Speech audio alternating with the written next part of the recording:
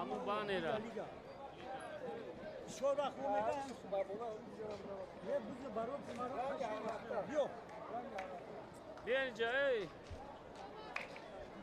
Lan uçkine lan. Alan şobine arasın.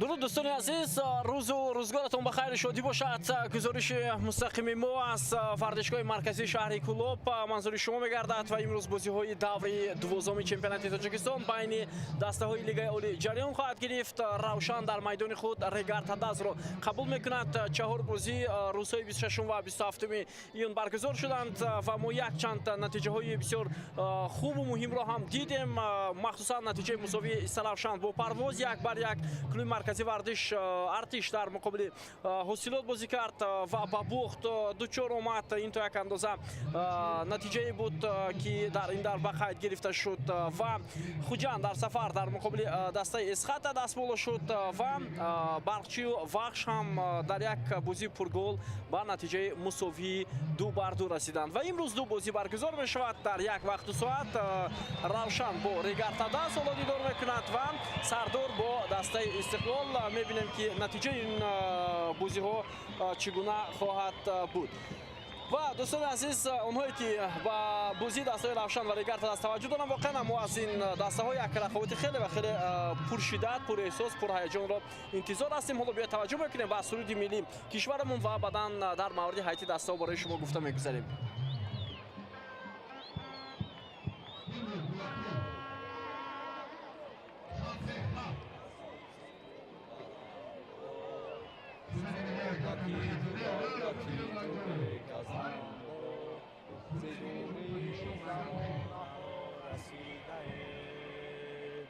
وزیری پرچمی تو سخت کشیده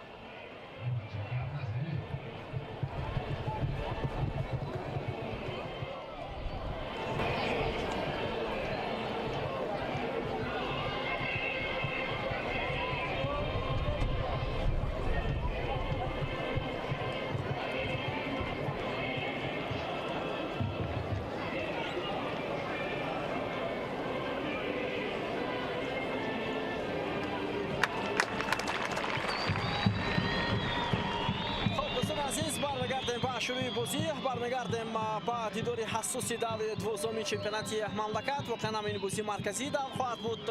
فعلا دسته‌های روشن و ریگارتا دست در جدول مسابقه زینه‌های گوناگون رو اشغال میکنند. ریگارتا دست در زینه سوم است. بعد از 10 دوره مسابقه آنها 21 امتیاز به دست آوردند. روشن باشد با 17 امتیاز در زینه پنجم قرار دارد. برای همین بازی امروز برای میزبانان هم مهم است و هم برای دسته مهمان تیم ریگارتا دست. به توجه میکنیم با ایتی دسته ها بیننده عزیز شروع میکنیم از دسته البته میزبان تیم روشن، ولی میتوانیم پیش از اون شما را با هیئت داوران آشنا کنیم.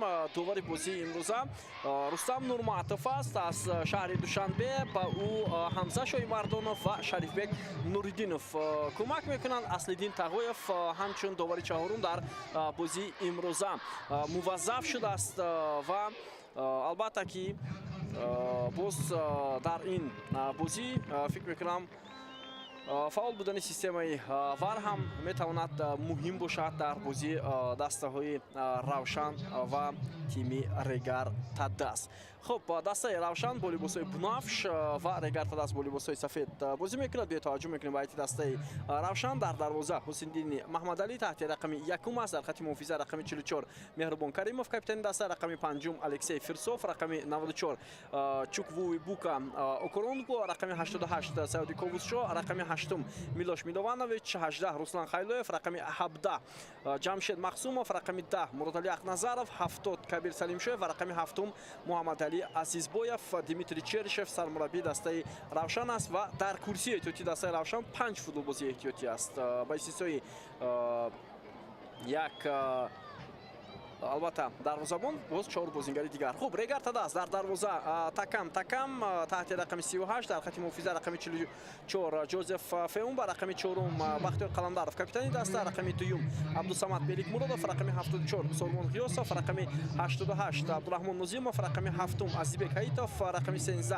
نظیم بابوجانov، رقم 11 فریدون давлатов، رقم 27 دلیر امام نظرов و در خط حمله رقم 21 دلوارشو غنیев. سرمربی دسته علیشیر тухтаев است. و امروز نظر به بازی‌های دیگر ما بازیگران اساسی مخصوصا دوید اتسم رو در حالت اساسی نمی‌بینیم و بازیگری نام برده در کرسی احتیاطی قرار دارد و طبق البته اطلاعات دریافته دوید اتسم ترکی باشگاه فوتبالی ریگارتا دست خواهد کرد در افزایش گزارش فوتبالبازان و فکر می‌کنم ریگارتا دست باز نیت دارد چند فوتبالبازی دیگر رو هم با هیئت دسته جلب کند. آنها مخصوصا توجه دارند شاید با یگان حمله‌گر که در پیش دسته ریگارتا دست در بازی انتخابی لیگ دعوت کنفرانسیا فوتبال آسیا ماه آگوست بازی میکنند. امیخترش 11 آگوست آنها بازی بسیار مهم هم دارند در این مسابقه. خب توجه میکنیم تماشاگران عزیز با آغاز رقابت هیئت دسته رو برایتون گفته گذاشتیم، هیئت داوران رو هم گفتیم و باید اشاره کرد که واقعا هم بازی دسته های روشن و ریگارتا دست یکی از مهمترین رقابت ها در همین دوره مسابقه محسوب می شود. توجه ریگارتا دست بیشتر با بازی های چمپیون تاجیکستان اکنون روان می شود، چون که دسته پس از اون که در مقابل اسخط در دوره 8 نهایی جام کشور در سلسله ضربه های پنالتی شکست خورد، بیشتر توجه خود را محض به لیگ عالی روان خواهد کرد. روشن باشد نردم‌های خود را ادامه خواهد داد برای با دست آوردن جام کشور و آنها اکنون در دور چهاریک نهایی قرار دارند و در آغاز ماه ایول حریف دسته روشن این پرواز است. بازی 4 ایول با نقشه گرفته شده است و فکر میکنم این بازی خیلی مهمیت اولین درجه دارد برای دسته روشن، زیرا در صورت گذشتن با دوری دیگر روشن روی خود را با بازی های دوری نهایی هموار خواهد کرد و اونجا همین تسکیب با غالب جفتی وحش خوجان غالب جفتی روشن و پرواز دیدار میکنند. یا روشن یا پرواز یکی از آنها به دوری نهایی میرود و اونجا با غالب جفتی وحش و خوجان بازی میکنند. از طرف دیگر باشد غالب جفتی اسخط پنچر با غالب جفتی سردار است روشن بازی خواهند کرد. برای همین ما شما و میبینیم که در کدام ساعت برگزار میشود.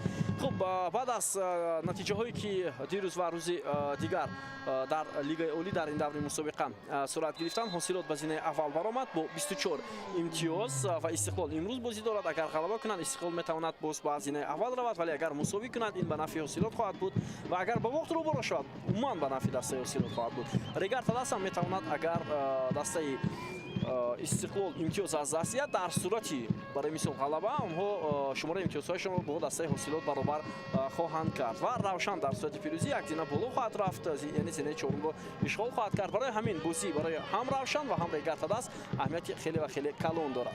Ҳоло ҳамраи бозигарони Регар Тадас, инҷо як футболбози дастаи Регар Тадас дар замин хобидааст, вале футболбозон тӯбро дар зери назорати худ нигоҳ медоранд ва баъдан Бахтиёр Қаламдаров тӯбро аз майдон зада берун кард ва фикр мекунам ҳамон бозингари осиб гирифтае ки ҳаст, ин Нозим Бобоҷонов.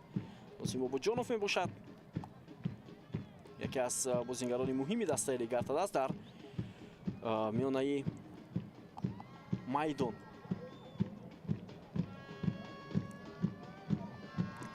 хуб, мо барои шумо дар оғози гузориш иттилоъ ҳам додем, бинандаҳои азиз, ки дар бозии дастаи Равшан ва Регар Тадас системаи ВАР фаъол аст ва онҷо дар назди ВАР Гулмуроди Саъдулло, рефери ФИФА аз шаҳри Душанбе қарор дорад. Ба ӯ ёрдам мекунад Фарҳод Қуралов ва ҳамчунин Зуҳал Хуҷаназарова дар бозии имрӯза. дар бозии дастаҳои Сартори Истиқлол бошад, бидуни системаи ВАР он бозӣ баргузор мешавад.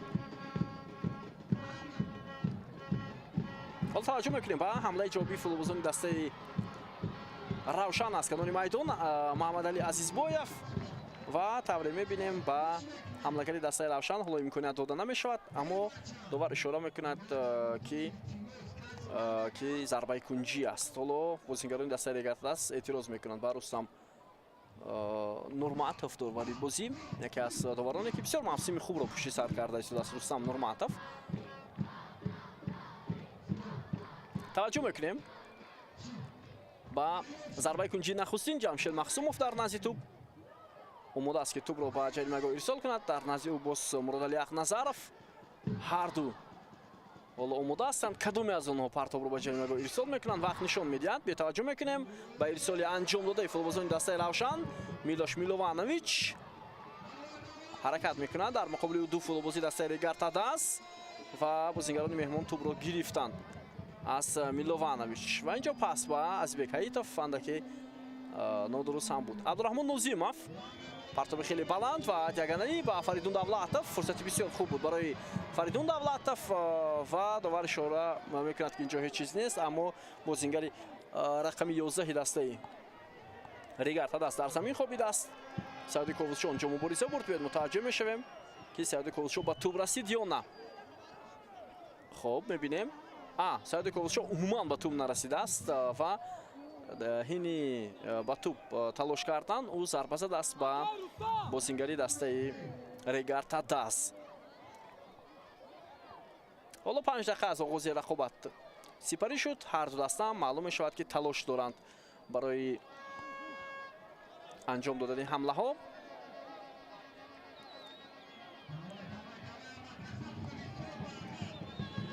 хуб, оҳиста оҳиста дар варзишгоҳи марказии шаҳри Кӯлоб ҳам мухлисони зиёд ҷамъ омада истоданд. биёд мутаваҷҷӯҳ мешавем ба ҳамлаи ҷавобии футболбозони тими Регар Тадас. Имомназаров, Қаландаров, бозингарони Равшан ин вазъиятро бартараф мекунанд. Феумба,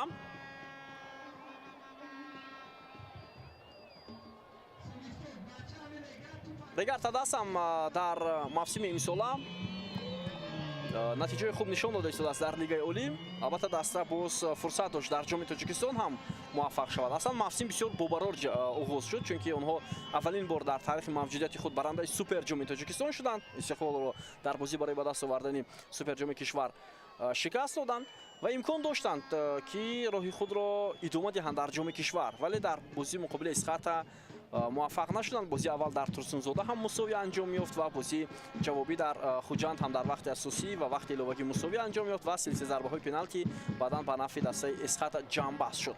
ҳоло тӯбро бозингарони Регартадаст Фарид Нурдавлатов биёд мутаваҷҷеҳ мешавем. тӯбро аз даст медиҳад бозингари рақами 11 Регартадаст. тӯбро футболбозони дастаи Равшан Ҷамшед Махсумов аз канори чап як паси заминию вале тӯб рост ба дасти дарвозабони дастаи Регартадаст меравад.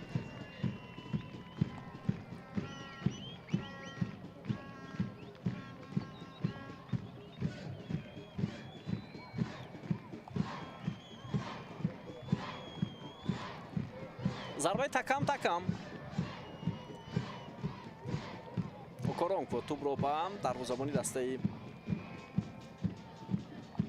Равшан расонид. албатта дарвозабони асосии дастаи Равшан бино бар сабаби доштани корти сурх дар бозии имрӯза иштирок надорад ва Ҳусайниддини Маҳмадалӣ тавре мебинем инак тӯббозӣ мешавад ки ҳоло дар ҳайати асосии тими Равшан ҳунарнамоӣ карда истодааст. албатта таҷрибаи хеле зиёд дорад ин дарвозабон. замоне ки дар клуби маркази вардиш артиш ҳунарнамоӣ мекард.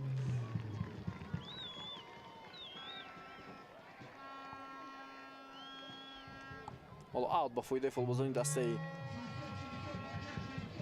Регартадаст. мубориза Абдураҳмон Нозимов дар марказ.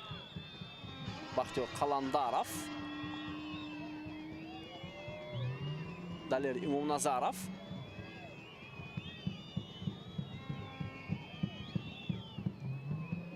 Нозимов, Сорбон Ғиёсов, Жозеф Феумба,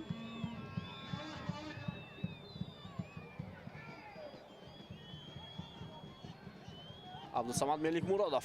ҳоло мегузарад аз футболбозии дастаи Равшан Кабир Салимшоев имконият барои бозингарони тими Регартадаст. мо Имомназаров дар ҳамин вазъият хуб тӯбро нигоҳ дошта натавонист, вале дубора меҳмонон тӯбро ба ихтиёри худ бармегардонанд. Феумба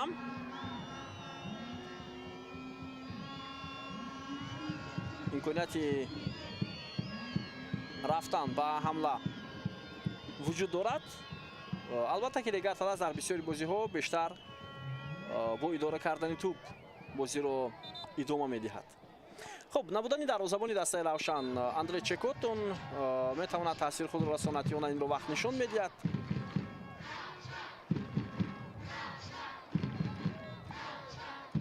фикр мекунам ҳам Равшан ва ҳам Регартадаст дар равзанаи гузариши тобистона ки аз 1 июл шурӯъ мешавад ҳайати худро пурқувват хоҳанд кард ва бисёре аз дастаҳо албатта мехоҳанд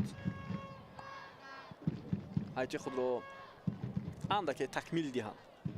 Нозим Бобоҷонов ҳаракатҳои ӯ пас ба канори рости майдон.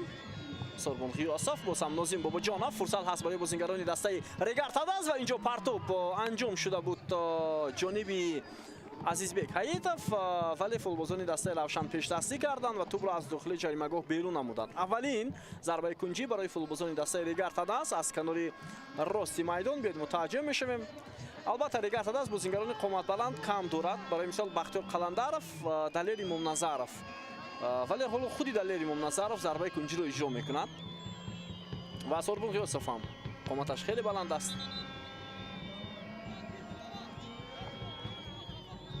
биёд мутаваҷҷеҳ мешавем ба вазъияти стандартӣ барои футболбозони тими Регартадаст. Имомназаров дар назди тӯб.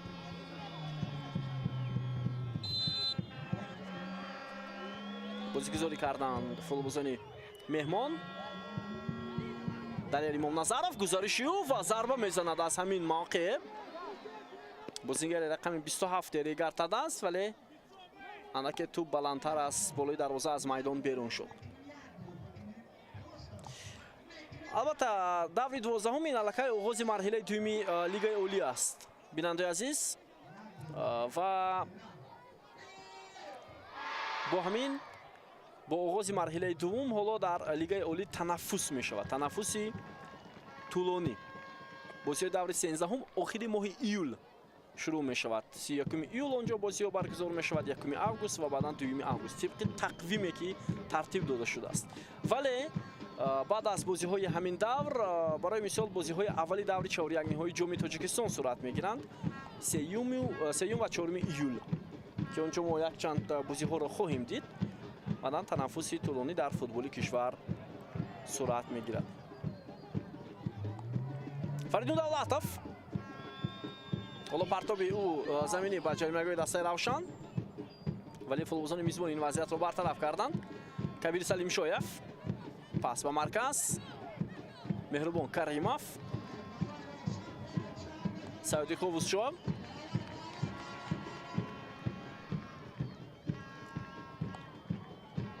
مرادعلی اخنظرов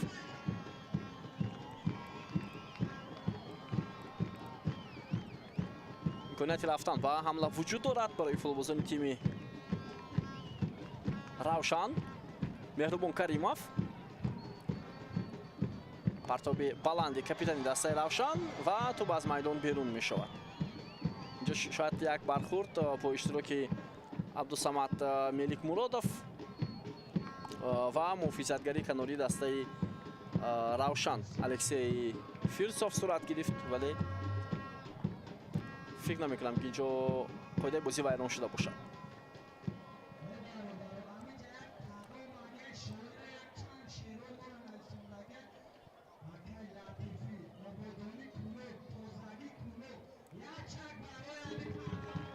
سعودی خووزشو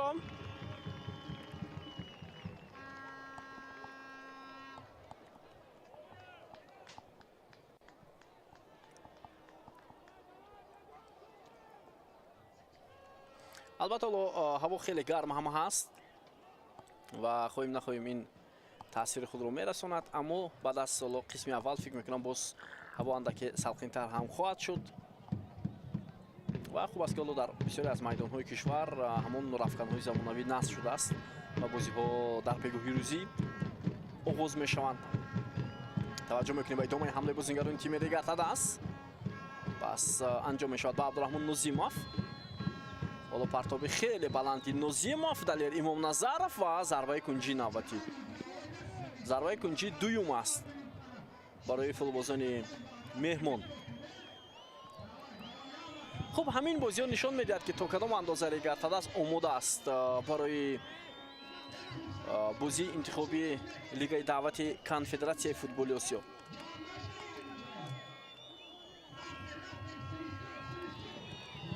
پرتاب از کنجی میدان با جایمگاه دسته روشن و بهترین شانس هم بود، اما از اون خوب استفاده برده نتوانستند. جمشید مخصوموف اوکورونکو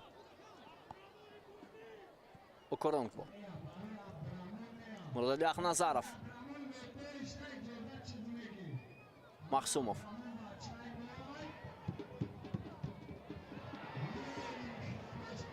فیونبام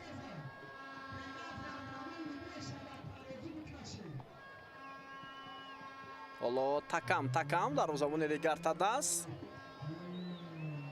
ازبек айтов در مرکز میدان ارسال توپ به کنار راست.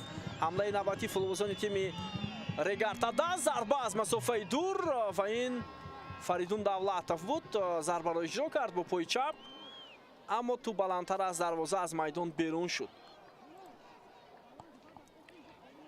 خیلی امکانیت خوب بود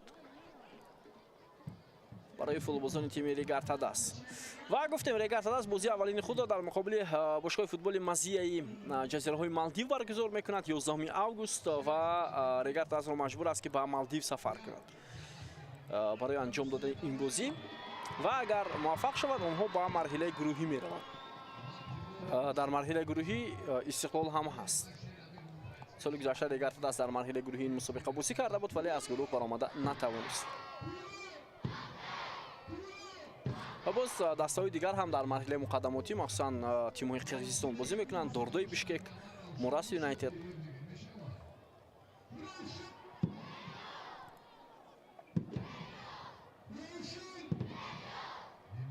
توپ را با بازیگران دسته روشن.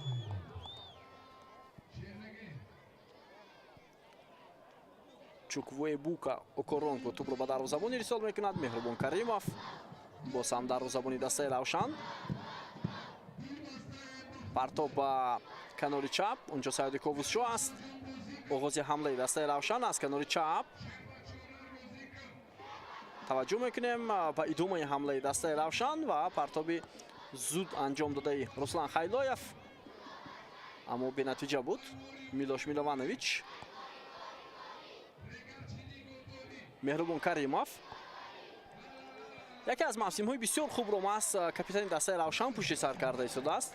нишондодаш дар лигаи олӣ ҳунарнамояш хеле устувор аст дар хати муҳофизаи тими равшан ва ин боис шуд ки ӯро ба тими мунтахаб ҳам даъват кунанд. ин ҳам гурӯҳи мухлисони дастаи равшан ҳастанд ки ҳоло ҳамроҳ бо мухлисон дастаро дар ин лаҳзаҳои ҳассос дастгирӣ доранд. умуман медонед солҳои пеш, намедонам 10-15 сол пеш дар дилхоҳ бозиҳои дастаи равшан дар варзишгоҳ ҷои нишаст намеёфтед.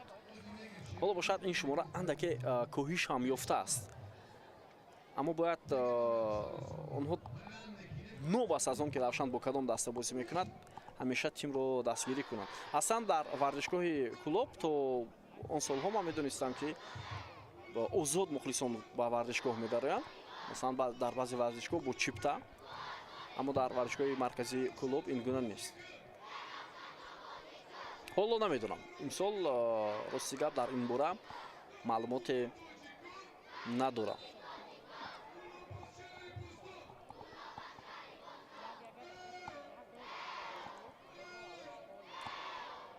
ҳамлаи футболбозони равшан тӯбро бои бозингарони дигар аз бенатиҷа анҷом ёфт. Ҷамшед Махсумов, Муродали Ахназаров, Меҳрубон Каримов, Окоронгво, Саиди Ковусшо. паси хуби ӯ ба Ҷамшед Махсумов ва довар ишора мекунад ки зарбаи ҷаримавӣ ба суди бозингарони равшан.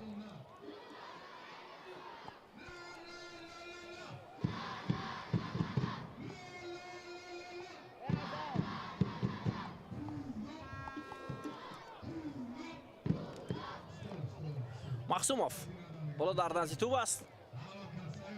омода аст ки зарбаи ҷаримавиро иҷро кунад. биёед мутаваҷҷӯҳ мешавем. хеле партоби баланд ва тӯб аз майдон берун шуд. ин вазъияти стандартиро футболбозони мизбон хуб истифода бурда натавонистанд. ҳоло яке аз бозингарони дастаи регартадас ҷароҳат бардоштааст ва ба кӯмаки табибон ниёз дорад.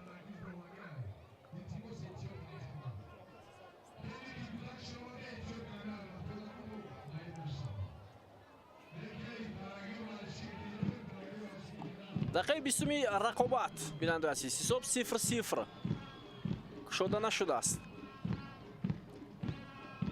Фаридун Давлатов андаке ҷароҳат бардоштааст, ба кӯмаки табибон ниёз дорад. шояд дар ягон бархурд ӯ осеб гирифт. ҳоло дар гуфтем курсии эҳтиётӣ дастаи равшан бозингарон камтар ҳастанд. барои мисол онҷо дарвозабони эҳтиётӣ Саидҷон Шарифзода, бозингарон Миқдод Розиқов, Меҳрубон Ҳамидов, Саид Исроил Саидов ва Муҳаммад Шариф Саидхоҷа қарор доранд. дар ҳамон дархости бозӣ навишта шудааст.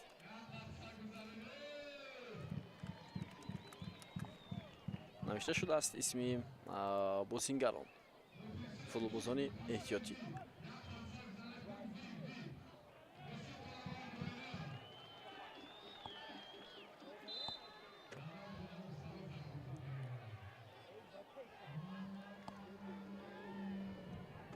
ҳоло зарбаи такамро мебинем дар замони дастаи Регартадас.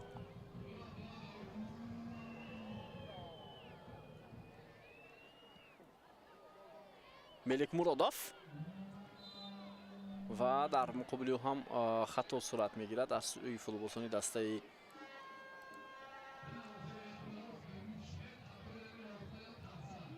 Равшан.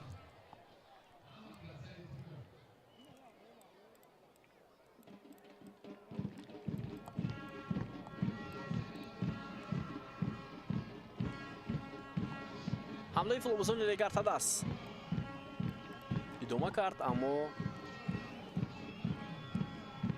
тавре мебинем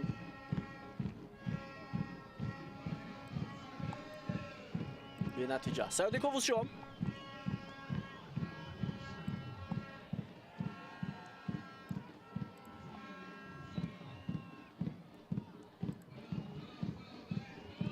боло имконият ҳаст барои бозингарони Регартадас, вале сурати партоб андаке баландтар. аз ҳамин хотир бозингарони дигар ба тӯб расида натавонистанд. Дар захираи дастаи Регартадас бошад инҷо Абдулло Шарифов аст, дарвозабони эҳтиётӣ Шаҳобиддин Маҳмудзода, Артур Принс, Давид Атсам, Озодбек Панҷиев, Саид Мухтор Азимов, Шерзод Маҳмадиев ва Амирҷон Сафаров.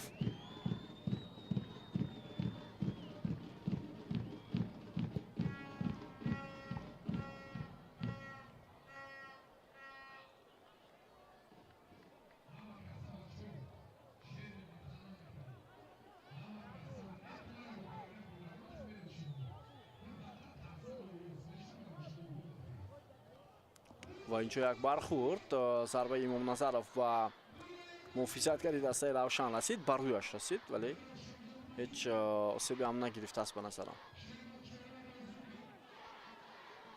Саёди Ковусшо пас ба дарвозабон Ҳусайниддин Маҳмадалӣ,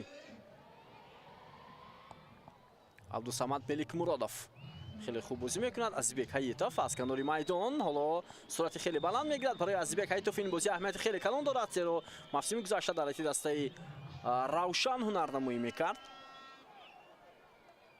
Азизбек Ҳаитов ва чанд соли охир дар айти дастаи Равшан бозӣ дорад. инам Дмитрий Чершев.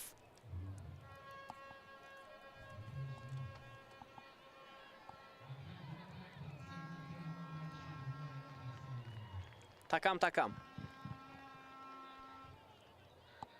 Жозеф Феумба, Қаландаров,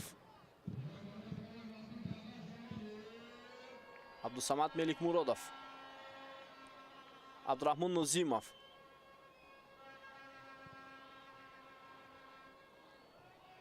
пас ба марказ аз ҷониби Имомназаров, Бахтиёр Қаландаров, партоби хеле баландию ва дарвозабони дастаи Равшан боз ҳам ба пеш мебарояд ва тӯбро аз майдон зада берун мекунад.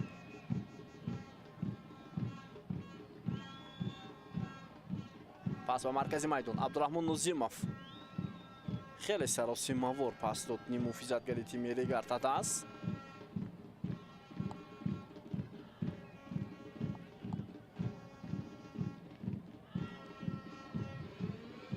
Феумба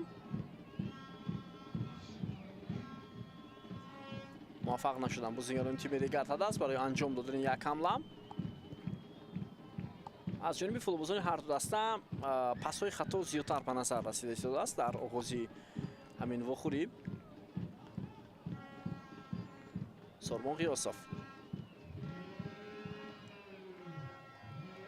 Нозим Бобоҷонов,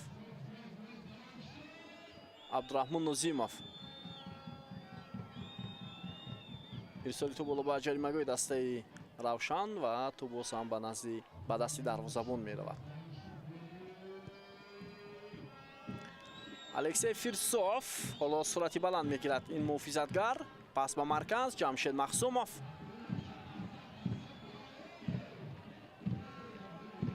Милош Милованович. бештар дар миёнаи майдон бозии дастаи Равшанро ҳамин легионери сербтабори ин даста назора мекунад. тавассути ӯ бисёр ҳамлаҳо сурат мегиранд. ҳамлаи дастаи Равшан барбод дода шуд аз сӯи футболбозони Регартадас. Равшан гуфтем имсол беҳтарин фурсат дорад ки дар ҷоми Тоҷикистон тавонад як натиҷаи хуб ба даст оварад. вақте онҳо ҳосилотро дар ту бозӣ шикаст доданд, маълум аст ки метавонанд муқобили дилхоҳ даста бозии хуб нишон диҳанд. охирин соле ки Равшан дар финали ҷоми Тоҷикистон буд, 3 сол қабл буд. муқобили Истиқлол дар ҳамин варзишгоҳ бозӣ карда буданд. ҳоло як имконияти хуб барои футболбозони дастаи Равшан, вале туп рост ҷониби дарвозабон иҷро шуд. ва дар ҳамон рақобат дар назди қариб 13 000 тамошобин бозӣ дар замони асосӣ ва экстра тайм 1-1 поён ёфт ва дар зарбаҳои пеналти дастаи Истиқлол ғалаба кард 4-2 бар Равшан. Ва Равшан хеле наздик буд барои гирифтани ҷоми Тоҷикистон. ва охирин боре ки баранда шуда буд дастаи Равшан ин соли 2020, 6 сол пеш, дар ҳамон давраи ковид ба назарам онҳо дар муқобили дастаи Вахш бо ҳисоби 1-0 ғалаба карда буданд. идомаи ҳамлаи дастаи Равшан, вале партоб хеле баланду ноаниқ аз ҷониби Руслан Хайлоев иҷро шуд.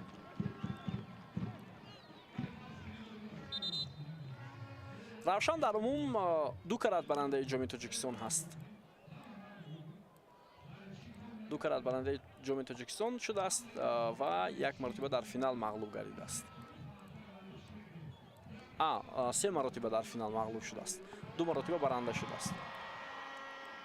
дар он 5 бор барои ба даст овардани ҷоми Тоҷикистон талош кардааст. ва Регар Тадас бошад барандаи 8 каратаи ҷоми Тоҷикистон ва боз 8 маротиба дигар дар финал мағлуб шудааст. идомаи ҳамлаи бозингарони дастаи Регар Тадас, Бобоҷонов, Сормон Ғиёсов, Нозим Бобоҷонов, партоб ба ҷаримагоҳи Равшан, Феумбам, Абдусамад Меликмуродов, Феумбам, Имомназаров, партоби Имомназаров ба ҷаримагоҳ, вале дарвозабон тӯбро дошта мегирад. имсол барандаи ҷоми Тоҷикистон назар ба солҳои қаблӣ нав мешавад. дастаи навро хоҳем дид. бетаваҷҷӯҳ мекунем. фурсат ҳаст барои футболбозони дастаи Регар Тадас. Бобоҷонов хеле имконияти хуб дошт. ҳоло зарба зада мешавад. боз ҳам Фаридун Давлатов ва боз ҳам зарбаи ӯ хато меравад. инак 2 маротиба кӯшиш кард бозингари рақами 11 дастаи Регар Тадас ва 2 маротиба ҳам зарбааш ба нишон нарасид. хуб, кадом даста муваффақ мешавад имсол дар лигаи олӣ ё кадом даста дар ҷоми Тоҷикистон вақт нишон медиҳад. хуб, шонс дорад Равшан, хуб Вахш, Хуҷанд, ҳатто Исхатан гуфта мешавад яке аз муддаиён.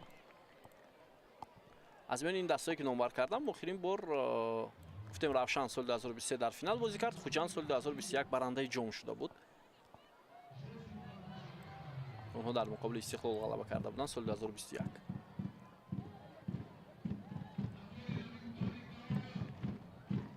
Хуҷанд ҳам яке аз серҷоизатарин дастаҳои футболи кишвар дар ҷоми Тоҷикистон аст. 5 маротиба онҳо баранда шуданд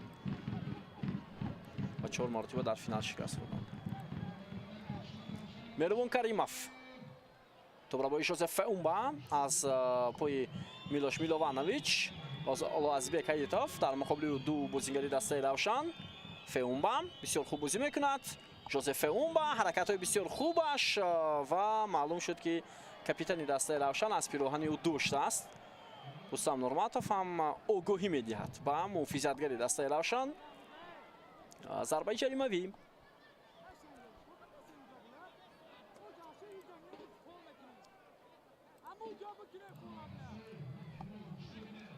хуб, биёед мебинем ба зарбаи ҷаримавӣ бозингарони тими Регар Тадас.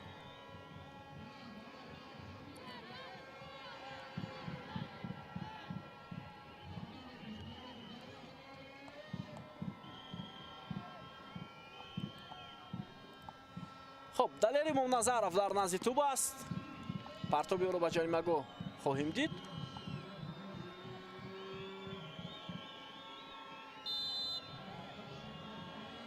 ирсоли тӯб аз ҷониби Далер Имомназаров ва аввалин шуда худи Меҳрубон Каримов ин вазъиятро бартараф кард ва зарбаи Мелик Муродов, аммо тӯб баландтар аз дарвоза аз майдон берун шуд.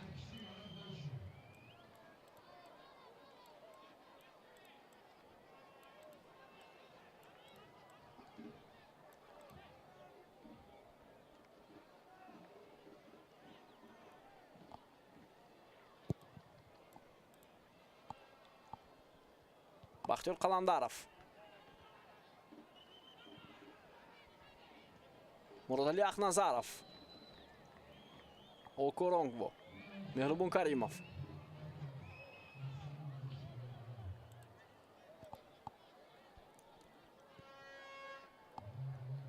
каримов,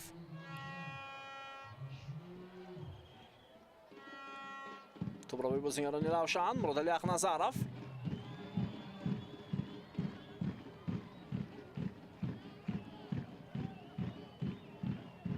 руслан хайлоев, саиди ковузчо, милош милованович, окоронгво, каримов,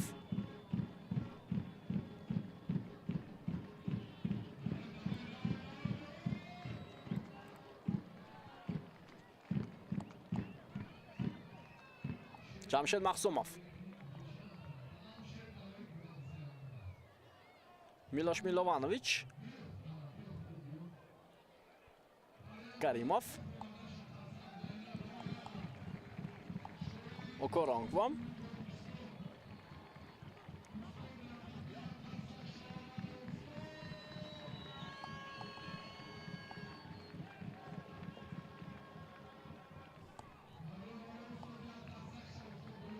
мавсими гузашта дар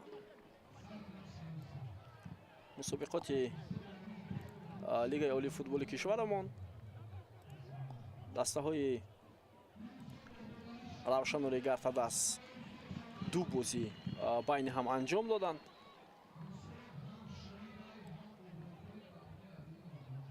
як бозӣ мусови 0-0 анҷом ёфт. ҳоло таваҷҷӯҳ мекунем ба ҳамлаи дастаи равшан ва феумба ин вазъиятро бартараф кард.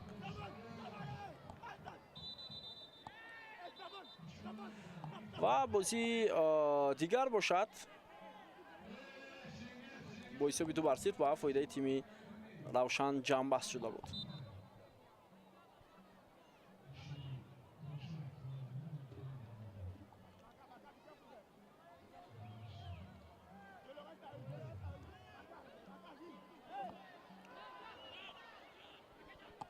таваҷҷӯҳ мекунем ҳоло ба идомаи ҳамлаи бозингарони дастаи равшан. пас нагузашт. Азизбек Ҳаитов тӯбро гирифт. ҳоло партоби ӯ ба Нозим Бобоҷонов, вале дарвозабон суд тӯбро дошта мегирад.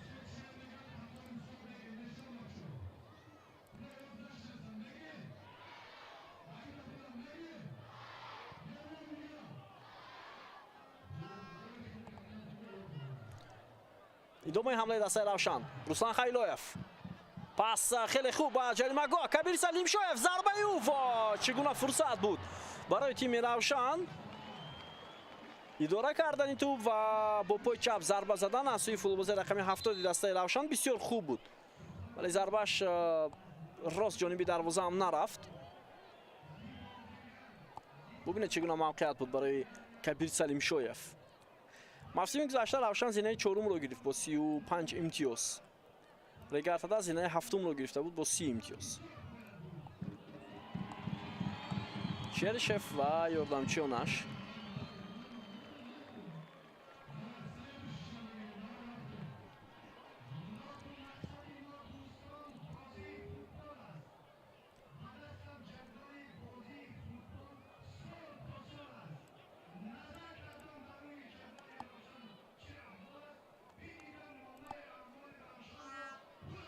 тӯб аз пои бозингари равшан ё регартадас. довари канор ишора мекунад ки аз пои бозингари регартадас аз майдон берун шудааст ва ин ҳоло қаҳру ғазаби Бахтиёр Қаландаровро зиёд мекунад. анҷо довар ишора мекунад ки аут боз ба нафи бозингарони регартадас будааст.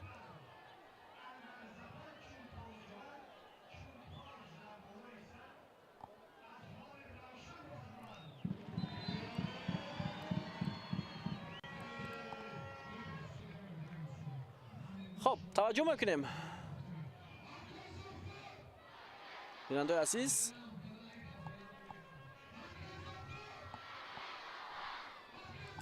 با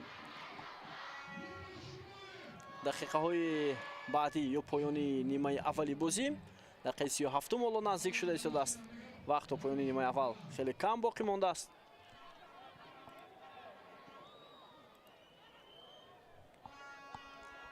فشاری بازیگران دیگر داده است.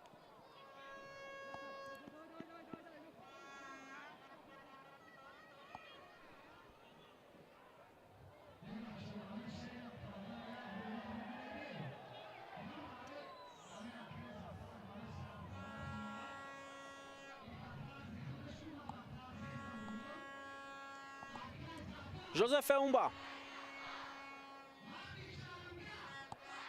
بوبوجانوف باسم فئونبا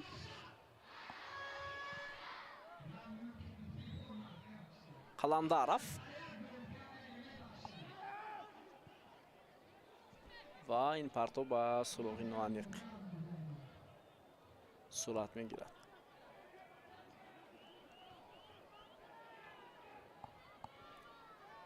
Ruslan Khayloyev, Miloš Milovanović خیلی زود در میافتن فوتبالشون دیگر تا دست با بازیگران روشن.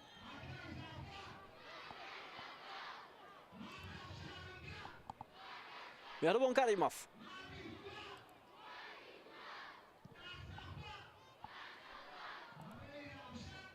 سعودی کووزشام پاسی بسیار خوب با کنار چپ میدان ادامه حمله دسته روشن. جمشید مخزوموف خایلویف مخزوموف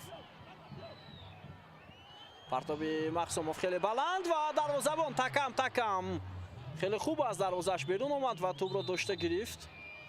اینجا دو نفر اولو در زمین خوابیدند، یکی کبیر سلیم شیف از روشن و دیگری عبدالصمد ملیک مرادوف از تیم ریگارتا دست. حالا دوباره از طبیبان دسته و دعوت میکند که به میدان آیند برای کمک به فوتبالبازان. ترکیب برای فوتبالبازان دسته روشن بسیار خوب بود. پرتابی جمشید مخزوموف خیلی دقیق و در زمان ریگارتا دست چالوکانه در این وضعیت کار کرد.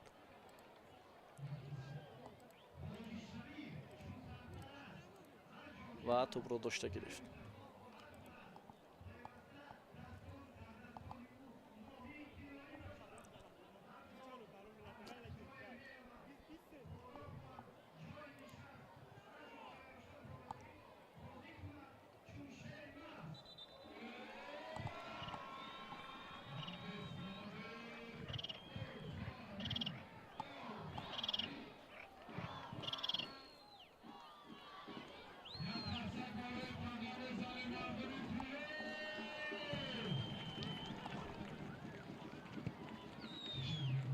بازی دوم دارد بیننده عزیز.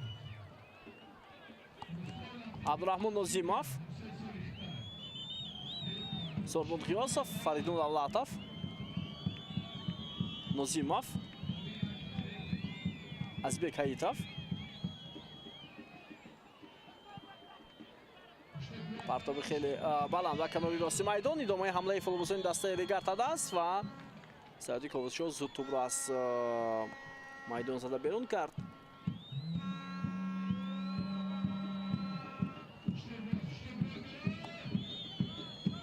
خب به نظرم اینجا میخوان بازیکنان ریگارتا دست که حمله خود را انجام بدن ولی موفق نشدند. ببینید در همین فرصت و اینجا نافهمی محافظتگران دسته روشن هم باعث بران میشود که ضربه کنجی به فایده بازیکنان ریگارتا دست شود.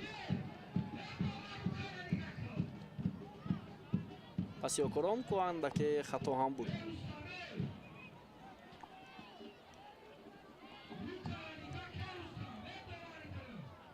خب توجه میکنیم با ضربه کنجی نوبتی برای فوتبالبازان دسته ریگارتا دست. دلیر امام نظرف پرتاب انجام میشود. الکسی فیرسوف توپ را از جریمه‌گاه بیرون کرد.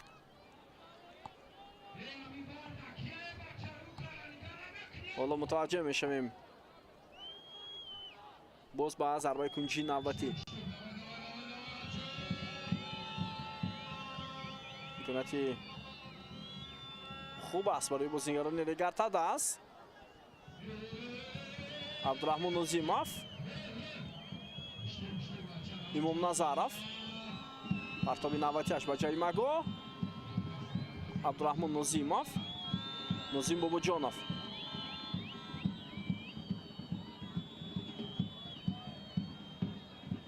бозигузори футболбозони дастаи Регатада аст. Жозеф Феумба.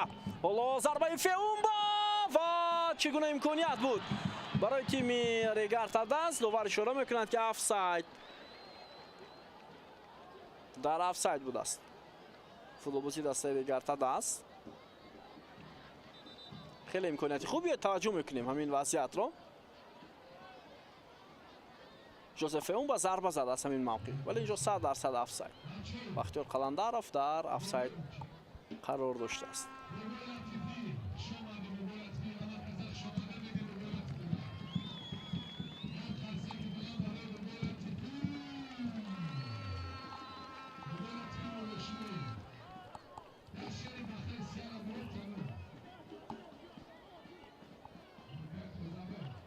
хуб, инак мутаваҷҷеҳ мешавем ба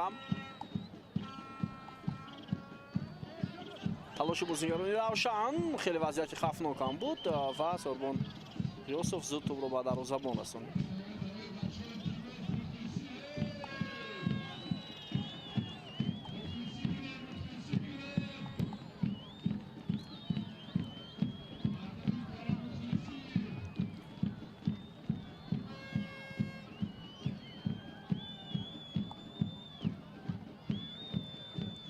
ҳамла аз ҷониби бозингарони дастаи Регатадас. Диловар Шоғаниев. пас ба марказ буд, вале хато. идомаи ҳамлаи бозингарони Регатадас. Фаридун Давлатов дар муқобили босам хато сурат мегирад. аз ҷониби бозингари Регатадас инҷо дар ҷаримагоҳ хато сурат гирифт.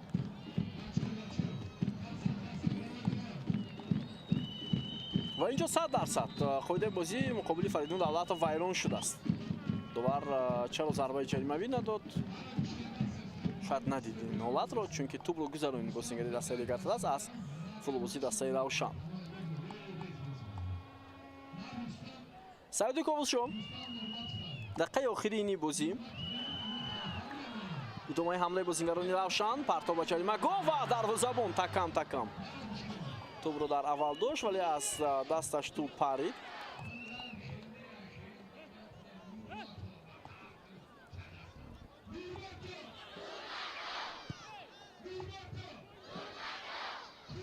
тӯбрабои ҳоло аз ҷониби бозингарони дастаи Равшан. Милованович.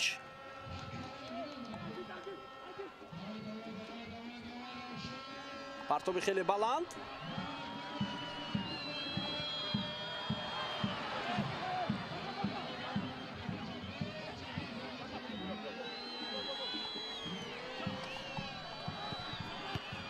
як партоби дигар ва инҷо боз ҳам талоши футболбозони дастаи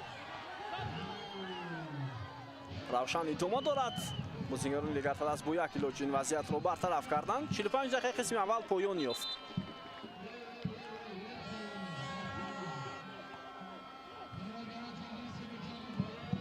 Милованович. Меҳрубон Каримов.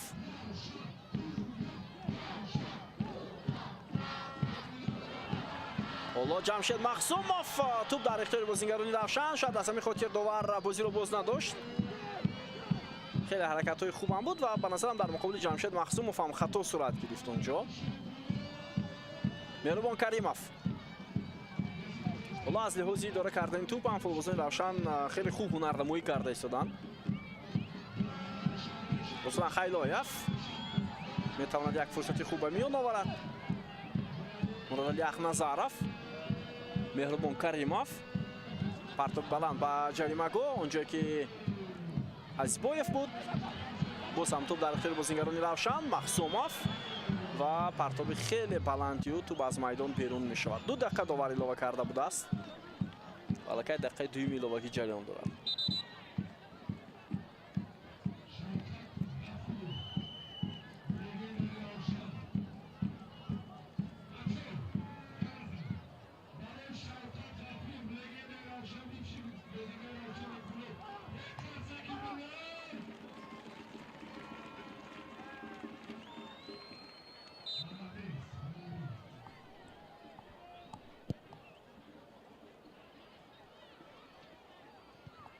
Mehribon Karimov.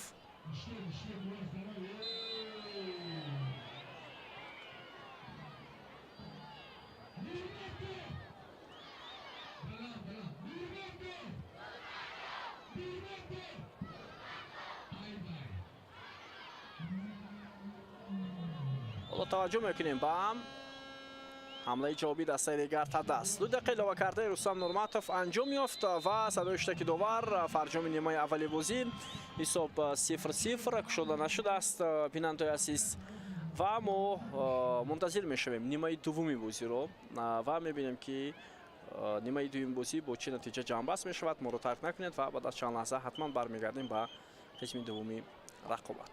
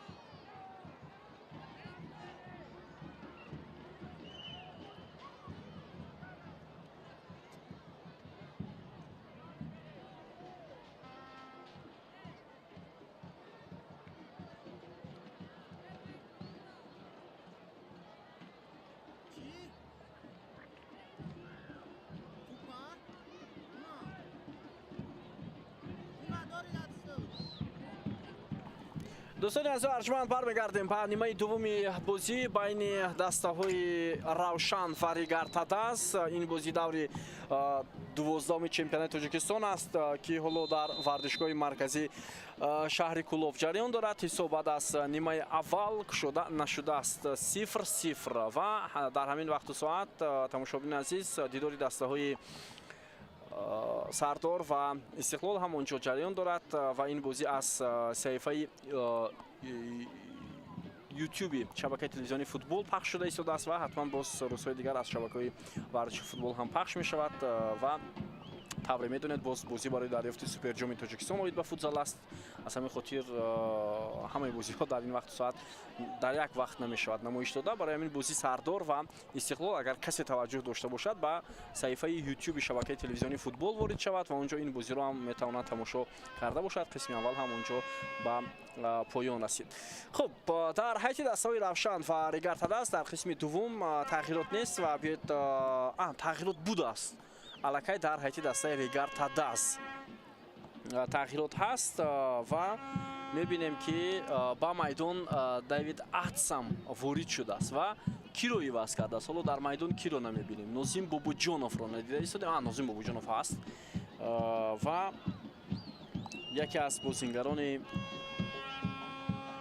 асосиро Давид Атсам ҳоло иваз кардааст. хуб, аз нимуҳофизатгарон онҷо Имом Назаров бозӣ мекард, Нозим Бобуҷонов, Абдураҳмон Нозимов. хуб, яке аз ин бозингарон шояд ҳамлагар иваз шудааст инҷо Диловаршоҳ Ғаниев. ба назарам ҳамин гуна аст. биё таваҷҷӯҳ мекунем ба ҳайати дастаҳо. шурӯъ мекунем аз регартадаст. ба ҳайси меҳмон онҳо бозӣ доранд. дар дарвоза такам Северин Легранд аст дар дарвоза. дар хати муҳофиза Бахтиёр Қаландаров капитани даста ва Жозеф Феумба ҳар ду муҳофизатгарони марказӣ.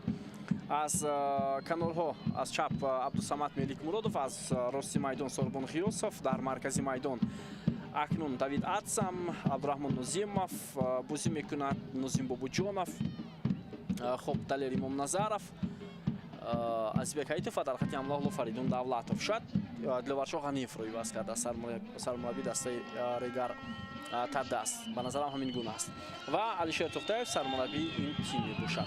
ҳайати дастаи Равшан дар дарвоза Ҳусейндини Маҳмадалӣ. дар ин даста тағйирот ба назар нарасида истодааст. дар хати муҳофиза Меҳрубон Каримов капитани даста ва Чуквуебука Окоронгву. аз канорҳо Алексей Фирсов аз рост ва аз чап Саёди Ковузшо. дар марказ Милош Милованович, Руслан Хайлоев, Ҷамшед Мақсумов, Муродалӣ Ахназаров, Кабир Салимшоев ва дар хати ҳамла Муҳаммадалӣ Азизбоев, Димитрий Черишев сармураббии тими Равшан. Рустам Нурматов довари бозии имрӯза. ҳоло ҳамлаи бозингарони регартадаст. Ҳаитов талош мекунад, тӯб ба бозингари Равшан расид ва аз майдон берун шуд. Кабир Салимшоев буд. ҳоло зарбаи кунҷӣ ба нафи меҳмонон.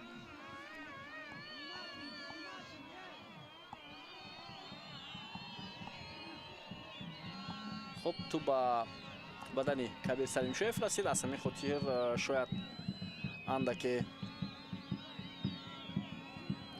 ин чиз ба ӯ зарб ҳам хурд, вале ҳолаташ хуб аст.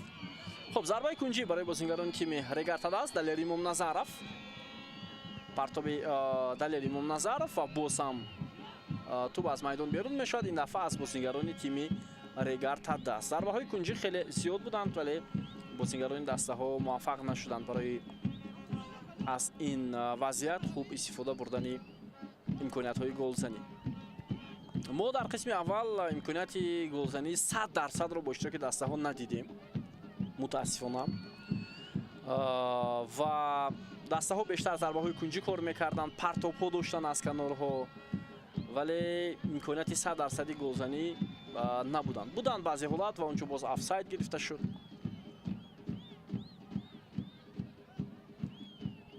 ҳоло акун дар қисми дуввум имконияти бисёр хуб аст барои ҳар ду даста ки бозии худро ба намоиш гузоранд. тӯбрабои бозингарони Регартадаст Бобуҷонов, Азизбек Ҳаитов ва аз ӯ дида пештастӣ мекунад муҳофизатгари маркази дастаи Равшан. тӯб аз майдон берун шуд. Сорбон Ғиёсов, Ҷозеф Феумба, Бахтиёр Қаландаров, Абдусамад Меликмуродов, Давид Атсам, Меликмуродов, Атсам. набудани ин бозигар дар миёнаи майдон дар қисми аввал андаке эҳсос ҳам шуд. ҳоло биёед мутаваҷҷӯҳ мешавем. Азизбек Ҳаитов натавонист муҳофизатгари дастаи Равшанро фиреб диҳад ва баъдан хато кард бозингари рақами 7 дастаи Регартадаст.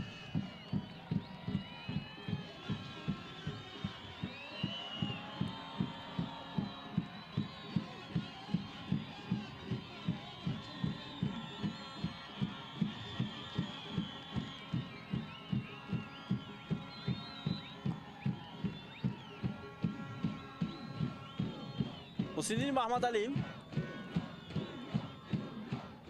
حالا امکانیت برای بازیگران روشن رسلان خیلایف. ضربه زده او روز با دستی تکم رفت در روزبانی دسته.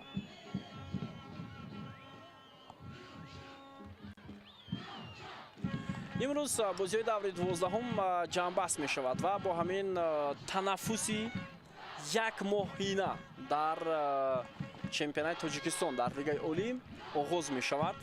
در این یک ماه البته ما گفتیم در آغاز ماه ایول بازی اولی دوره چهارم نهایی جام تاجیکستان برگزار می شود، ولی در لیگ اولی تنفس می شود. در این یک ماه دسته ها بازیگران نو می گیرند، حیاتی خود را تکمیل می دهند. گذشته از این ما باز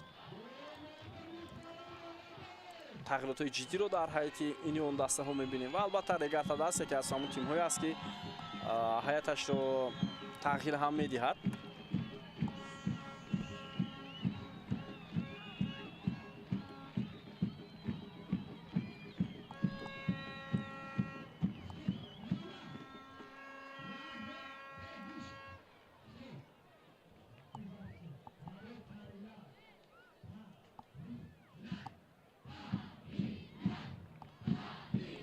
خب حالا بازی دوام میکند بیننده عزیز.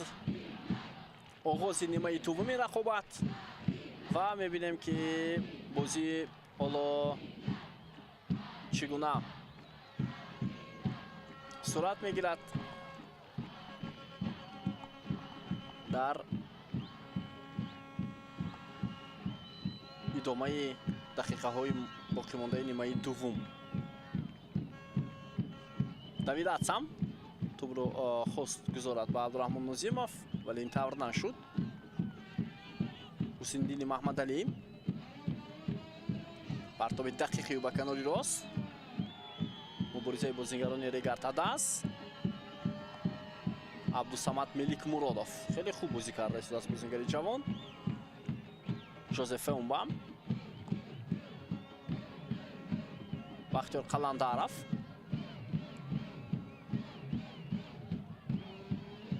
муродали ақназаров,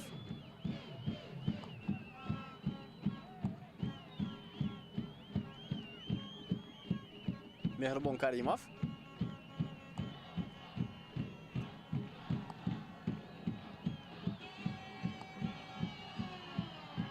абдураҳмон нозимов,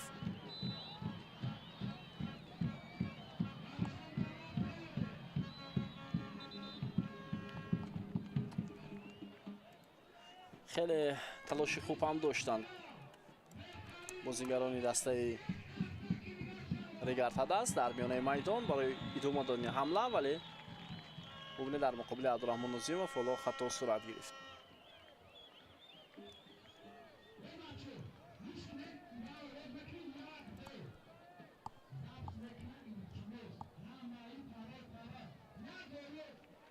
البته بیشتر بازی‌ها در میانه میدان صورت گرفته شده است. با میان آوردن حمله‌های خفناکی گلزنی خیلی کم به نظر می‌رسد.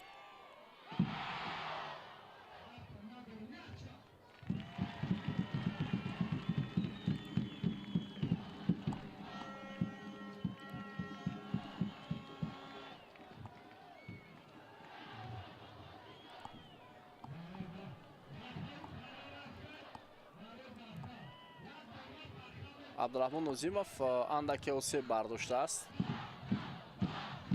شاید حالتش خوب است، شاید نه.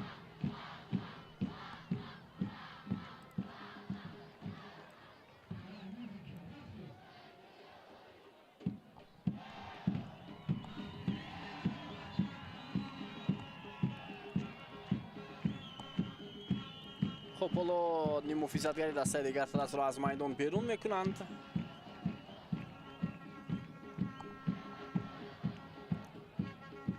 بازی را ادامه داده میتواند یا نه وقت نشان میدهد.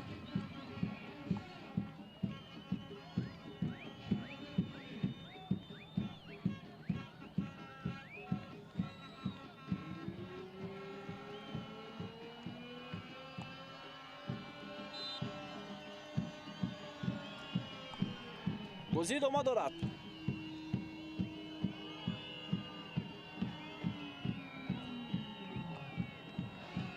توپ را برای فوتبالزن دسته روشن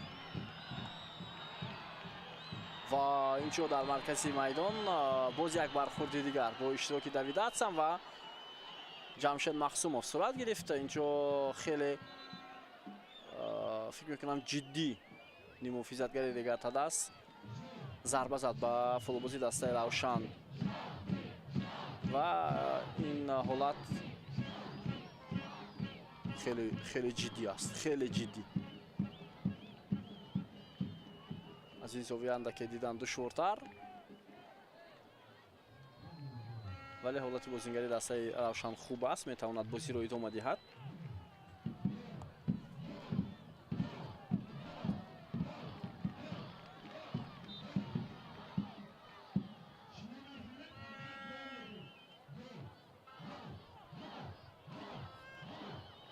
خب بیا توجه میکنیم پرتاب بلند سید کووزشام، руслан خیلویف، جمشید مخصوموف،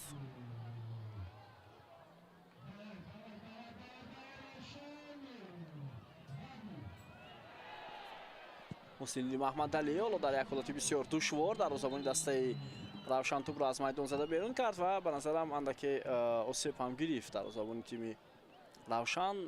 پایش اندکی توپ خورد پیش از اجرای ضربه. بیاید متوجه میشیم به همین لحظه. اینجا اندکی بازیگر دیگر تدست هم خلل وارد کرده است به او. بازی ادامه خواهد کرد.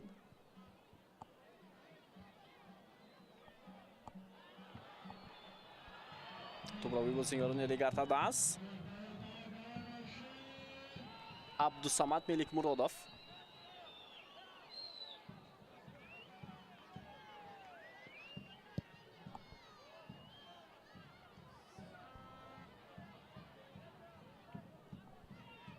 давид атсам، сорбон ғиёсов, бахтиёр қаландаров,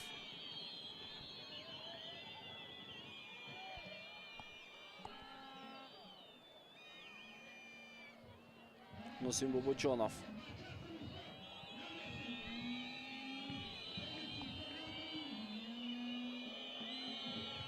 ادامه حمله را میبینیم با اشتراک بازیگران دسته ریگارتاد است، ولی الکسی فرسوف با دلیل امام نظرов عموما امکانیت نداد.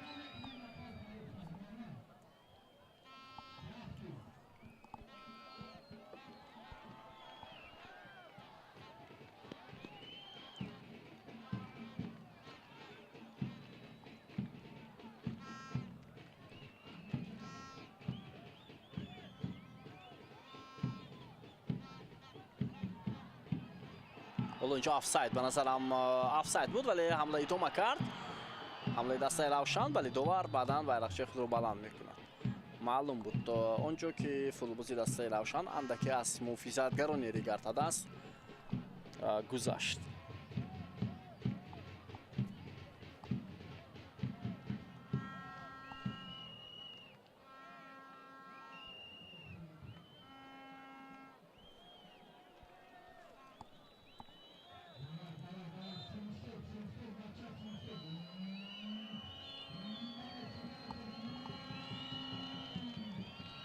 اندکی فشاری بازیگران دسته روشن زیادتر شده ایستاده است.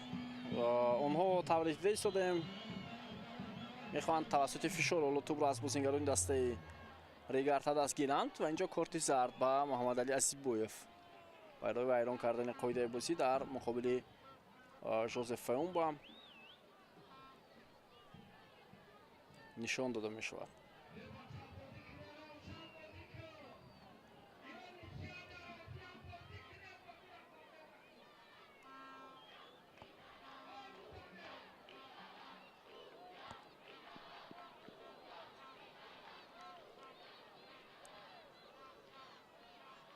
پانزده دقیقه سپری می شود از آغاز نیمه دوم بازی.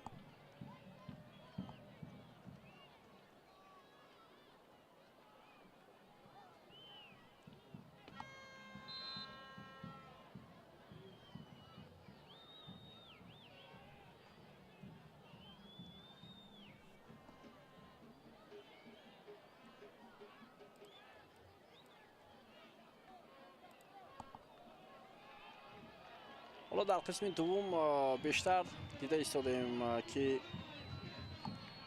فوتبالبازان در بسیاری مورد جراحت برداشته ایستادند.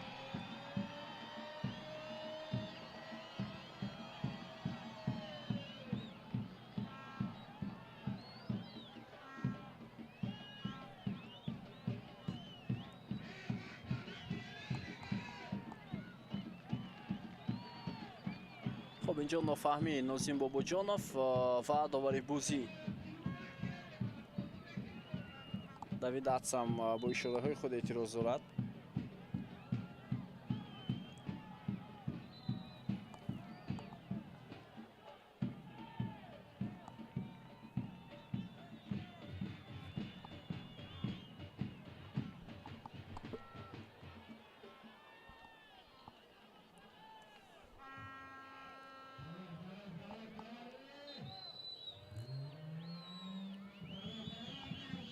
Feunbaum.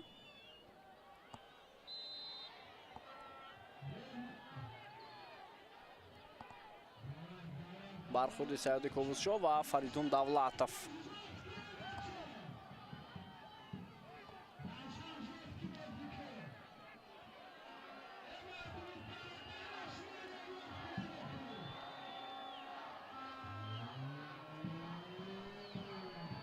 خب اینجا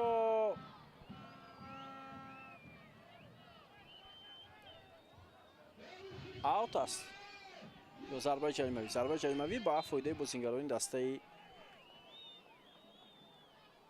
равшан. меҳрубон каримов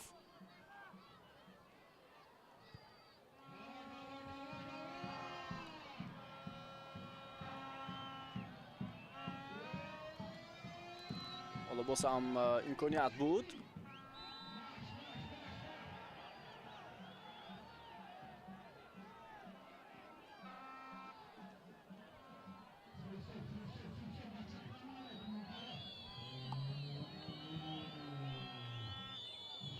Абдусамад Меликмуродов.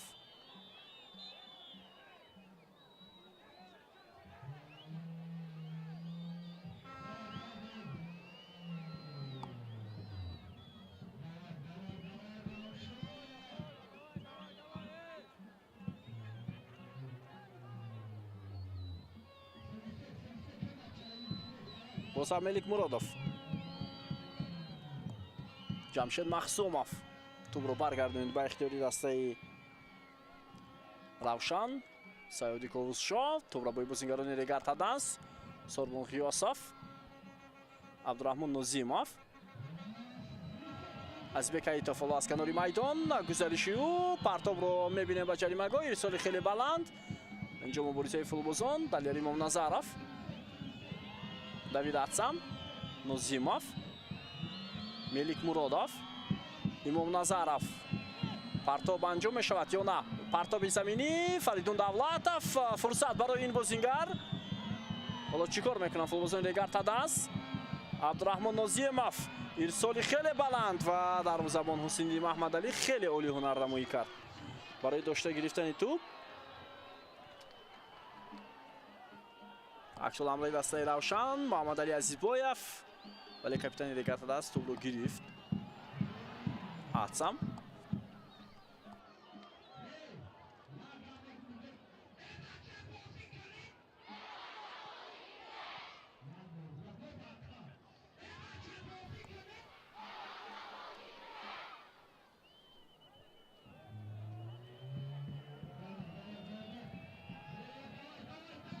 Фаридун Давлатов, Милош Милованович.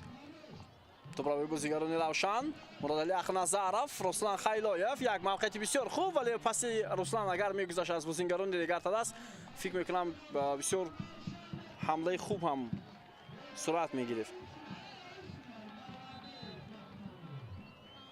хоб инак таъхирот мешавад дар ҳайати дастаи равшан. таҳти рақами 63 Муҳаммад Шариф Саидхоҷа ба майдон меояд ва ӯ бозингари рақами ҳафтумро иваз мекунад. инҷо чӣ нофаҳмие сурат гирифт миёни футболбозон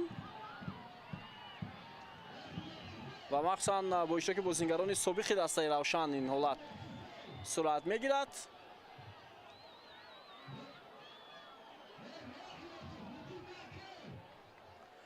خب کارگردان باید این لحظه رو برای ما پیشکش کند که چه اتفاق افتاد اونجا. ما نمیتونیم راستی گپ چی حالتی به میان آمد. خب حالا محمد علی ازبویف رو محمد شریف سعید خوجایی وضع میکند. فوتبالبازی که نیمه موسم رو در حیط دسته حاصلات برگزار کرد و حالا باز برگشته است به حیط دسته روشن. محمد شریف سعید خوجا تمام چند سال در حیط دسته روشن بازی کرده بود. تجربه بازی رو دارد.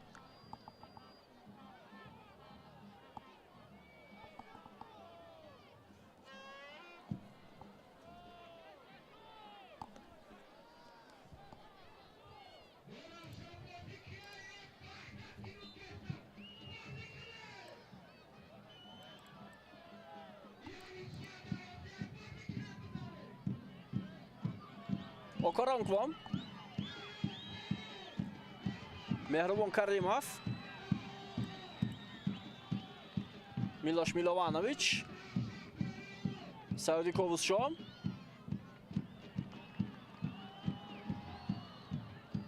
و خیلویف با توپ رفتن نتوانست.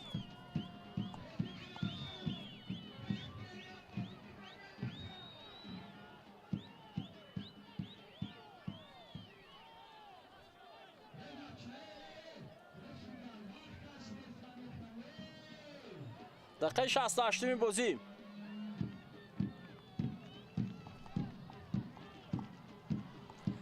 در موسم امسال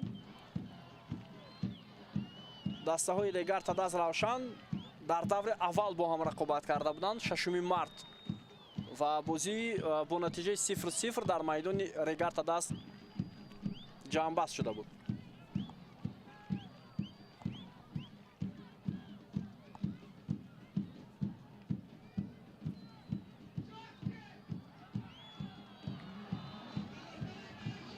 و حالا محمد شریف سعید خوجا قاعده بازی رو ویران کرده است.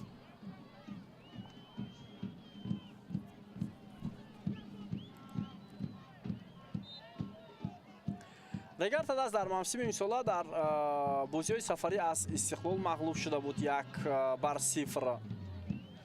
در مقابل پرواز 1-0 غلبه کرده بود در بازی های سفری. بوخوجان مساوی کرده بود در سفر. پاسون شاگردان علیشیر توختایف در سفر 4-1 برقچی رو شکست داده بودند در موسم امسال. 2-1 بر کلوب مرکزی ورزش ارتش غلبه به دست آورد. همه این بازی‌ها در سفر 1-0 بر دسته سردور. یعنی نتیجه بسیار خوب دارد در سفر ریگار تداز.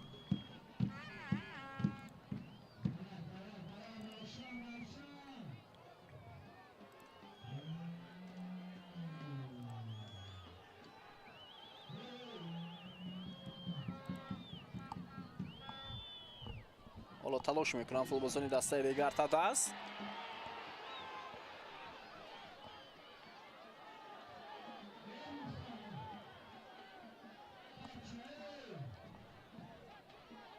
давид атсам аз пой меафтад.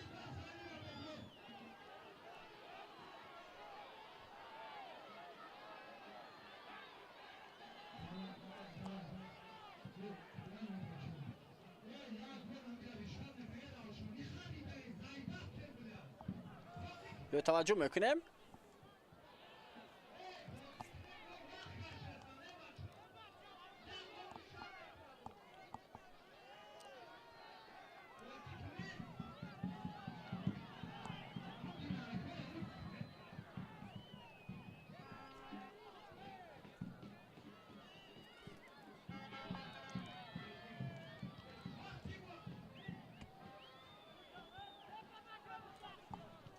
ازبک ایتاف.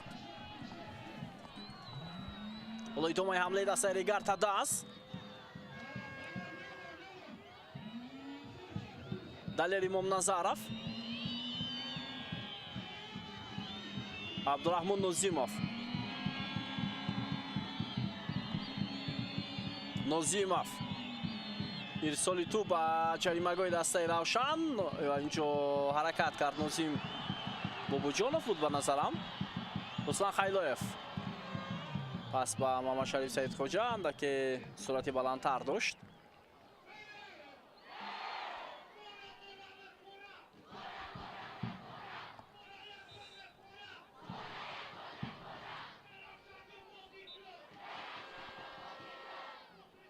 Жозеф Эумба тӯбравои бозингарони Равшан. Муродали Ахназаров, Ҷамшед Махсумов паси хуб аммо суръати баландтар дошт. ба ҳар сурат мо мебинем ки вақтҳои охир бозии дастаи Равшан, бозии даставии ин тим бисёр хуб шудааст ва ин метавонад натиҷаи хубтар ҳам орад.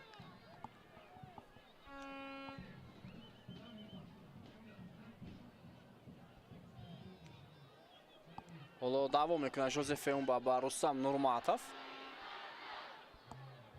корти зард гирифтааст муҳофизатгари дастаи Регартадаст.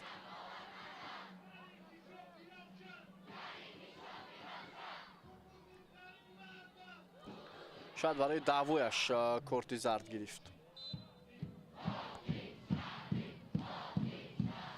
Сорбон Ғиёсов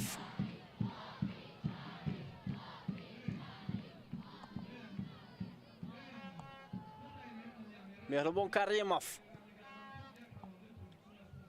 Кабир Салимшоев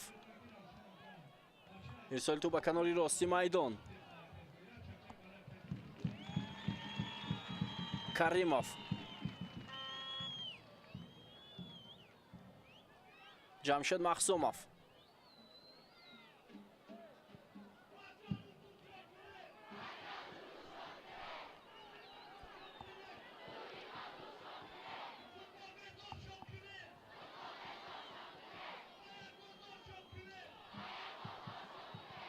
Сауди Ковузшо, Ҷамшед Махсумов. ҳоло Муҳаммадшариф Саидхоҷа дар иртои чанд нафар буд дар ҷаримагоҳи дастаи Регартадас.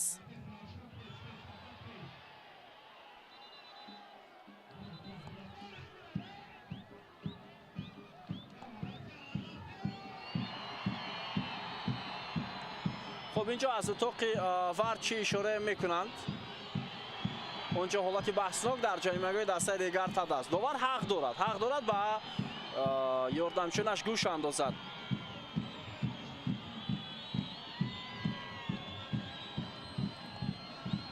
خب کارگردان اینجا همون حالت را اگر پیشنهاد کنند برای ما که در جریمه‌گاه بود بسیار خوب میشود. همون حالت رو مورد تفتیش قرار داده شد و فکر میکنم همه چیز خوب بوده است. کبیر سلیم شویف،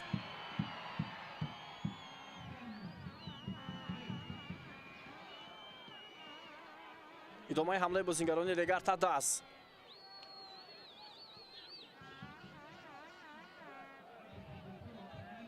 سوربون غیاسوف،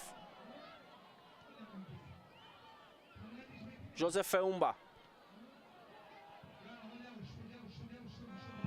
давид атсам خیلی خوب توپ رو نگاه می‌دارد زیر نظارت خود. فئونبا پس خطا بود. بازیگری دسته روشن این وضعیت رو برطرف کرد با توپ فلوزانی تیم میزبان. الکسی فیرسوف، میلوش میلوانویچ، مرادعلی اخنظرов، جمشید مخسومов.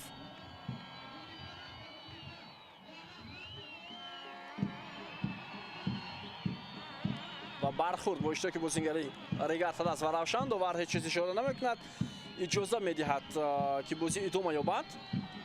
البته دوستان عزیز باید داوران ما همین گونه باشند. بعضی حالت‌هایی میشود که اونجا هیچ چیزی جدی هم نیست ولی صدای اشتراک داور بلند میشود. باید اجازه داد بازی ادامه کند.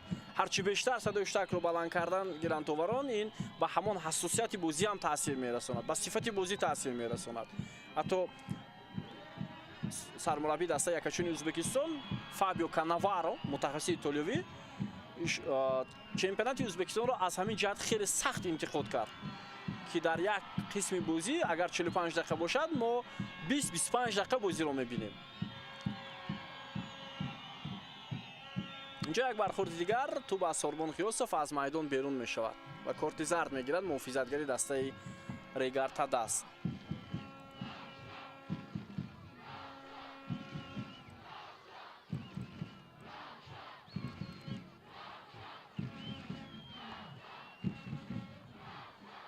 پای روسلان خیلویف رو زیر کرد از سوربون خیوسف.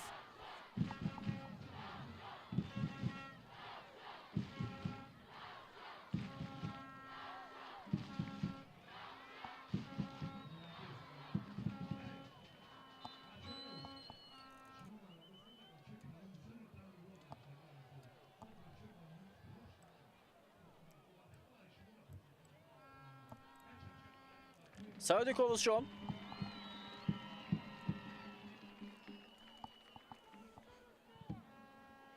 و توپ از جمشید مخصوموف از میدان بیرون شد. چرشف دستور داده ایستاده است و شاید از بعضی بازیگران اعتراض هم دارد. مربی خوب است دیمیتری چرشف و با این حیثیتی که روشن دارد به هر صورت نتیجه‌اش بد نیستند و حتی میتواند باز موقع خود را بهتر کند. دسته روشن از بکایتوف پس با خط حمله بود. تغییر دیگر در دسته ها انجام نشده ایستاده است. فئونبان، давид ацам، عبدالصمد ملیک مرادов، دلیر امام نظرов.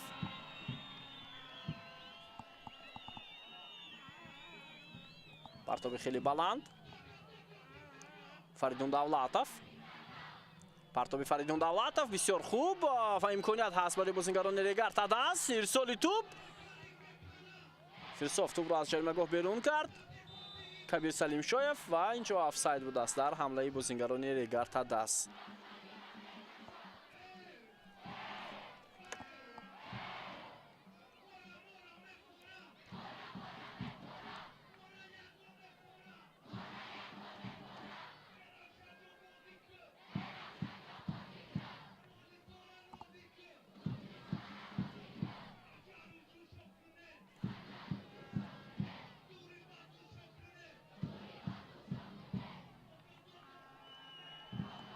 ادامه حمله بازیگران دسته روشن. والا یک وضعیت بسیار خوب بود.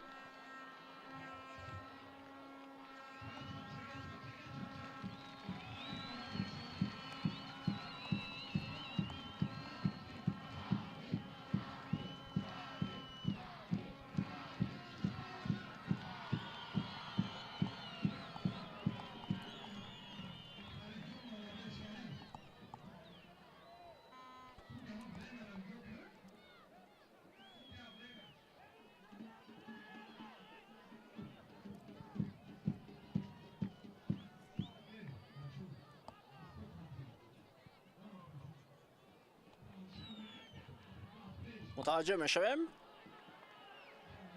با اون که فوتبالبازان دسته روشن چگونه از این حالت میبرند و به حمله میروند. خیلی خوب توپ رو نظارت کرده است. ما در قسم دوم اگر بگیم که نظارت توپ بیشتر در اختیار بازیگران روشن است خطا نمیکنیم. سعودی کووزشو پس به مرکز خطا بود. فریدون давлатов. ادامه حمله بازیگران ریگارد تاداس. давлатов و توپ را از او گرفتن بازیگران تیم روشن. باید زود قرار برآورد در مورد پاس انجام دادن یا با حمله رفتن. عکس حمله دسته روشن. حالا بیاید توجه میکنیم پس به کنار راست کبیر سلیم شایف. ارسال توپ به جریمه‌گاه. جمشید مخصوموف میتواند حمله را ادامه دهد. محمد شریف سعید خوجا پرتاب خطای او.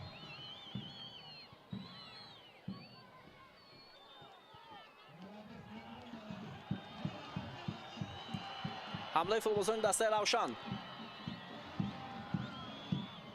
عبدالصمد ملیک مرادов و توپ از میدان بیرون می شود از پای بازیگران دسته روشن. вақт хеле кам боқӣ мондааст. бинандаи азиз 9 дақиқа то анҷоми вақти асосӣ. боз довар вақти иловагӣ ҳам хоҳад дод.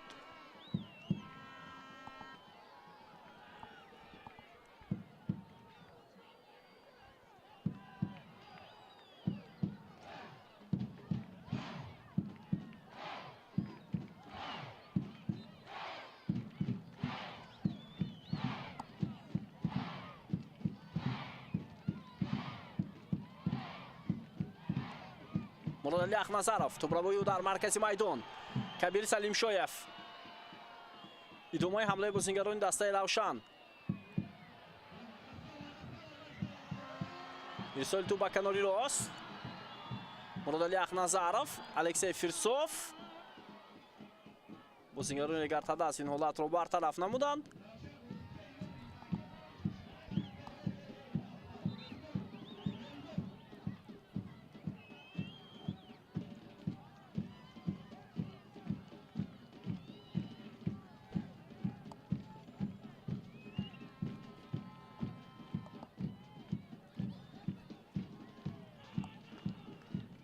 милош милованович, саёди ковузшо,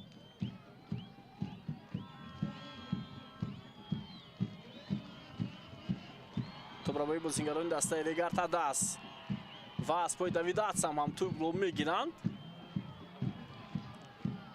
ҳоло дар ҳамин дақиқаҳо чандон бозии хуби легартадасро надида истодаем.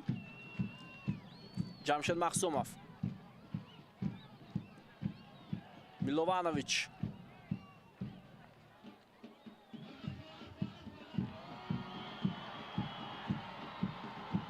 зарба аз масофаи дур ва хеле ҳам баланд рафт.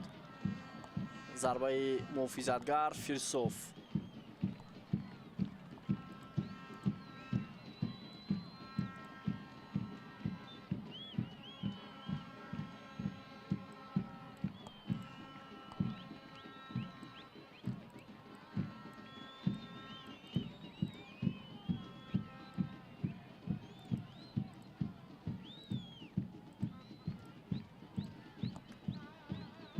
такам такам.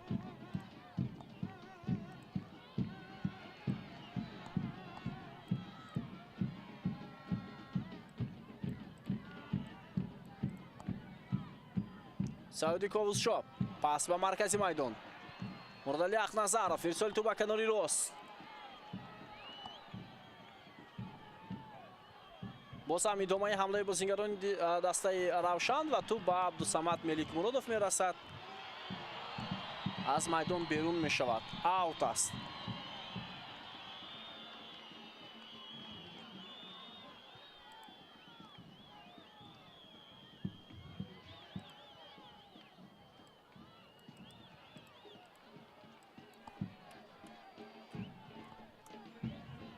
меҳрубон каримов, окоронг вам, саъуди ковузшо,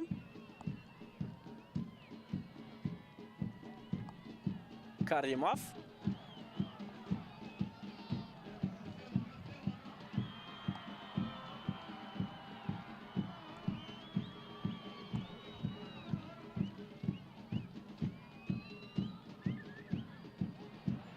азбекаетов ва инҷо тела дод бозингари дастаи равшанро. довар иҷоза медиҳад барои идомаи ҳамла. биё таваҷҷӯҳ мекунем. довар иҷоза медиҳад барои ҳар ду ҳолат. ин фикр мекунам қарори дурусттар буд. ва агар ба ин ҳама ин гуна ҳолат довар садои штакашро баланд кунад, ман фикр мекунам мо бозиро камтар мебинем. вале инҷо муқобили Нозим Бобоҷонов хато буд. довар садои штакашро баланд кард.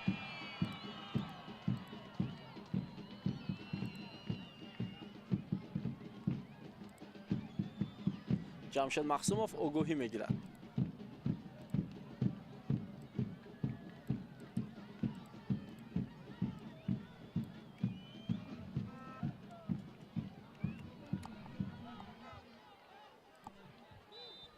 алишер тухтоаев дар экранҳои мо шумо, сармураббии дастаи легартадас. ҳоло озодбек панҷиев омодагӣ дорад барои ба майдон баромадан.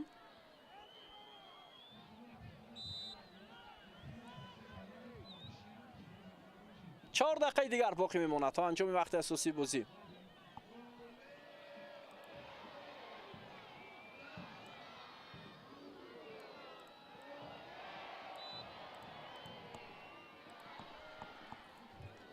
حسینی محمد علی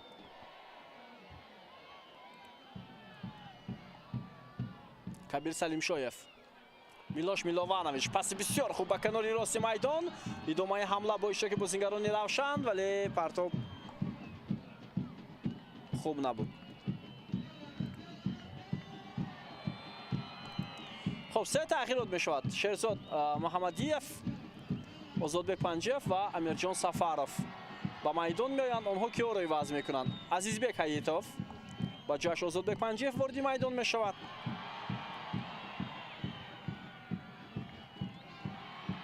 خب فریدون دولتов که با جایش به نظرم دلیل امام نظرов و بعدا فریدون دولتов با جای فریدون دولتов امیرجان سفارов رو با میدان میبراید.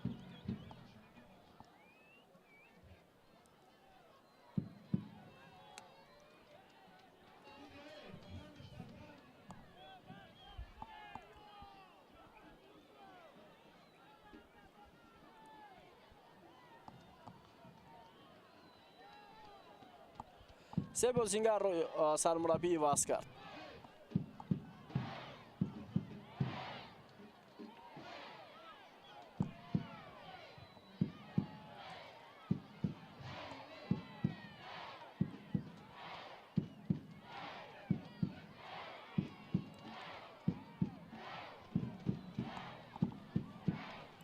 شهرزاد محمدیف امالو با میدان وارد شد.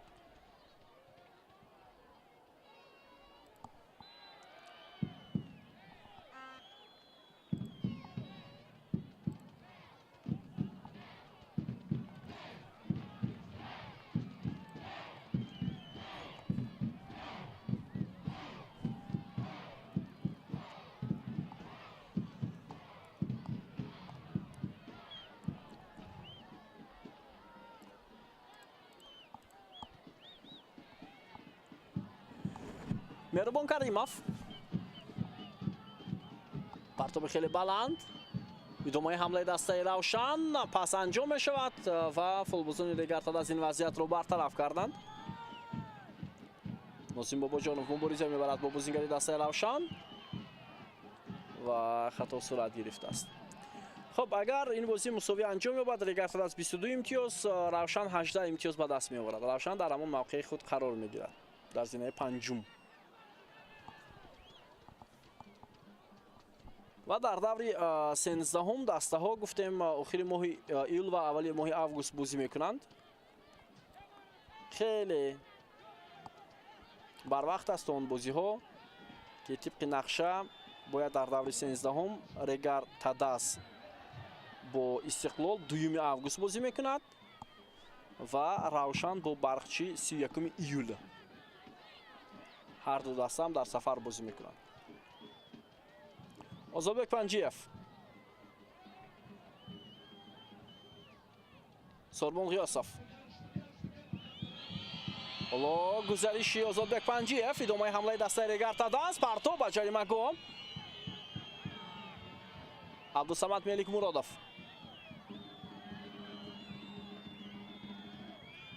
امکانیت برای بازیگران ریگارد تداس فرصت هست برای پرتاب چگونه ارسال بود چگونه ضربه بود از جانب نسیم باباجانوف.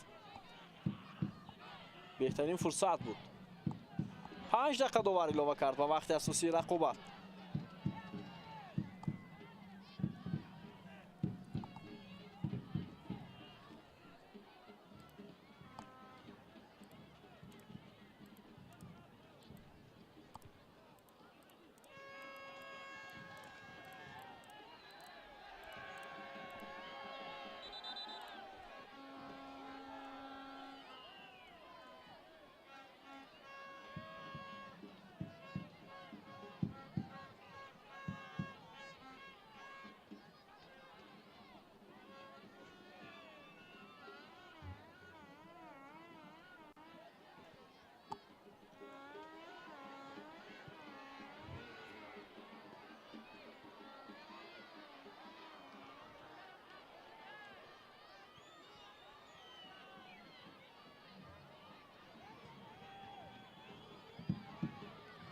حالا تلاشی بازیگران دگرتد است برای انجام دادن یک حمله. فرصت هست، داور اجازه میدهد برای ادامه دادن حمله. ضربه و گل. ضربه و گل. دقیقه 92 رقابت امیرجان سفرов حالا دروازه دسته روشن را رخنه میکند. خب شاید بازیگران روشن دعوا کنند که اینجا قاعده بازی ویران شده است، اما وار هست. وار این لحظه رو میبیند، تفتیش میکند و بعدا به خلاصه میاد. سفرов حالا پیرانی خود رو به در میکند.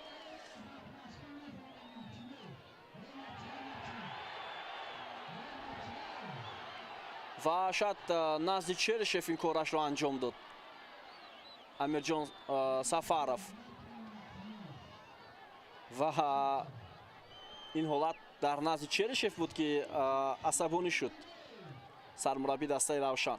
خب این حالت قاعده ویران کنی هست یا نه، این رو حالا تفتیش میکنند داوران، ولی به هر صورت یک عملکرد صورت گرفت از جانب بازیگران دسته دگرتد است. داور اجازه داد برای ادامه حمله و حساب کشوده شد در دقیقه ایلوگی.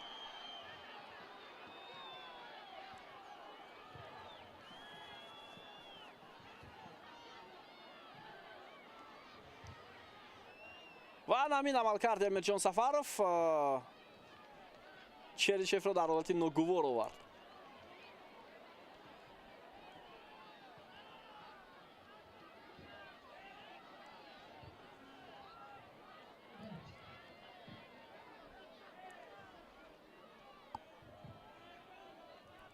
کارت زرد گرفت برای این عملش حملگری دسته دگرتد است. و در قسم دوم واقعا هم باید اخراج شد که بازی بیشتر زیر نظارت فوتبالبازان دسته روشن بود. آنها از لحاظ اداره کردن توپ خیلی فعال بودند.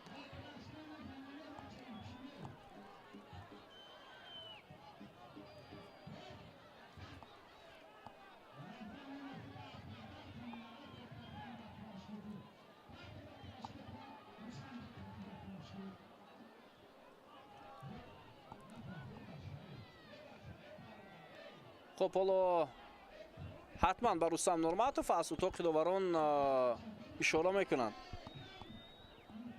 که این حالت قاعده ویران کنی بود یا نه.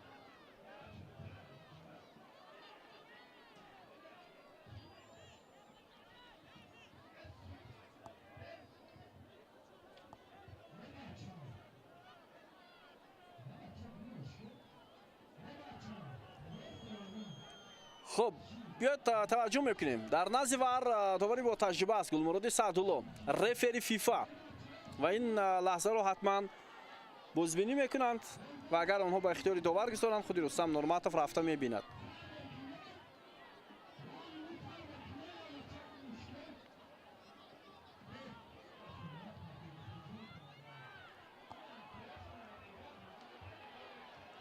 خب اینجا اول در منطقه تکنیکی چی حالت رخ داد؟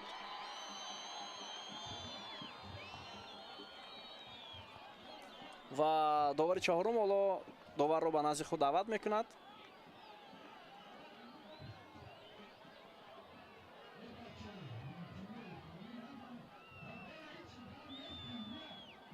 خب چیکار میکند رستم نورماتوف؟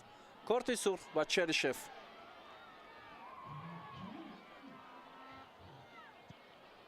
حالا اشاره میکند دعوا میکند جانبی بازیگری دسته رگرتد است امیرجان سفرов و چرشف برای آن که به میدان در آمد به همین خاطر کارت سرخ گرفت.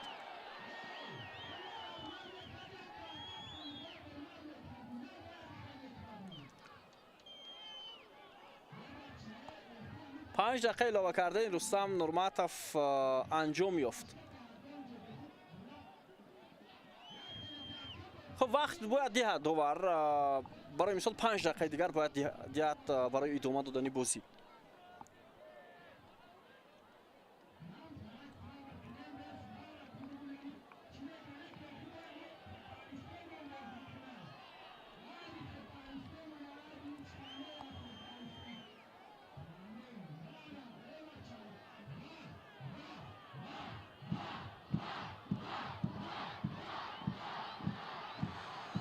خب خودی رستم نورماتوف هم حالا منتظر است، ما هم منتظر هستیم، بیننده ها هم حالا انتظار دارند.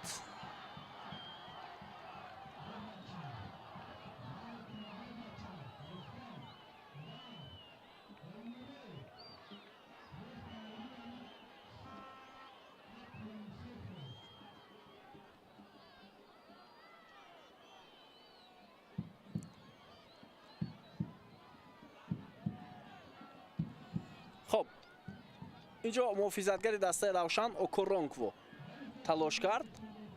برخورد از قفا بود یا نه. حالا این چیز تفتیش شد و گل حساب کرده شده است. دوستان عزیز بازی ادامه دارد. اکنون حالا دقیقه 97 است و فکر میکنم تا 100 چند دقیقه ما بازی را تماشا خواهیم کرد. به خاطر آنکه پورا دقیقه ایلاوگی با همین بحث و مناظره صورت گرفت.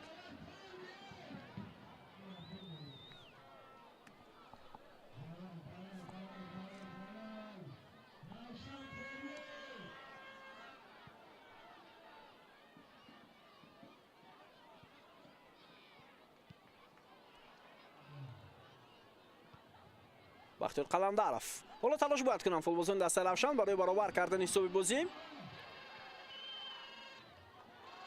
ولی فکر میکنم در خط حمایت پورا بازیگران دیگر تا از موقع خود را اشغال خواهند کرد. توپ را با فوتبالبازان روشن باری دیگر سعودی کووزشام خیلی پرتابی بلند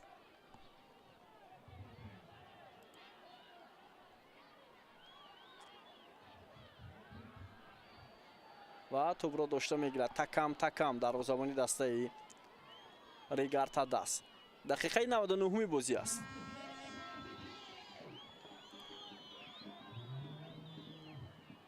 اگر ریگارتاداس غلبه کند واقعا هم اونها در جدول مسابقه موقع خود را خیلی بهتر میکنند.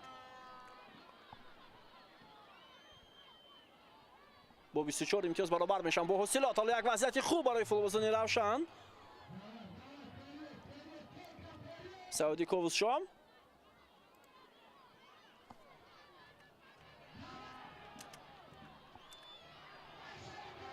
مداد لیخنظرов پرتاب جریمه گام امکانیت برای فوتبالبازان دسته روشن.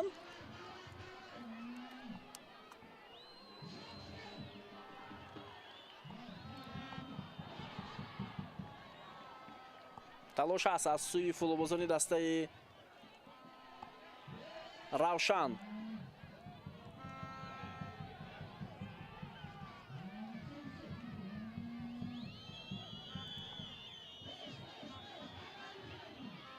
پرتاب خیلی بلند اینجا انجام می شود. مبارزه بازیگران هر دو دسته اوت به نفع فوتبالبازان دسته روشن. آزاد پنجیف و سعودی کووزشو اینجا اشاره میکند که من توپ رو پرتافته ایستاده بودم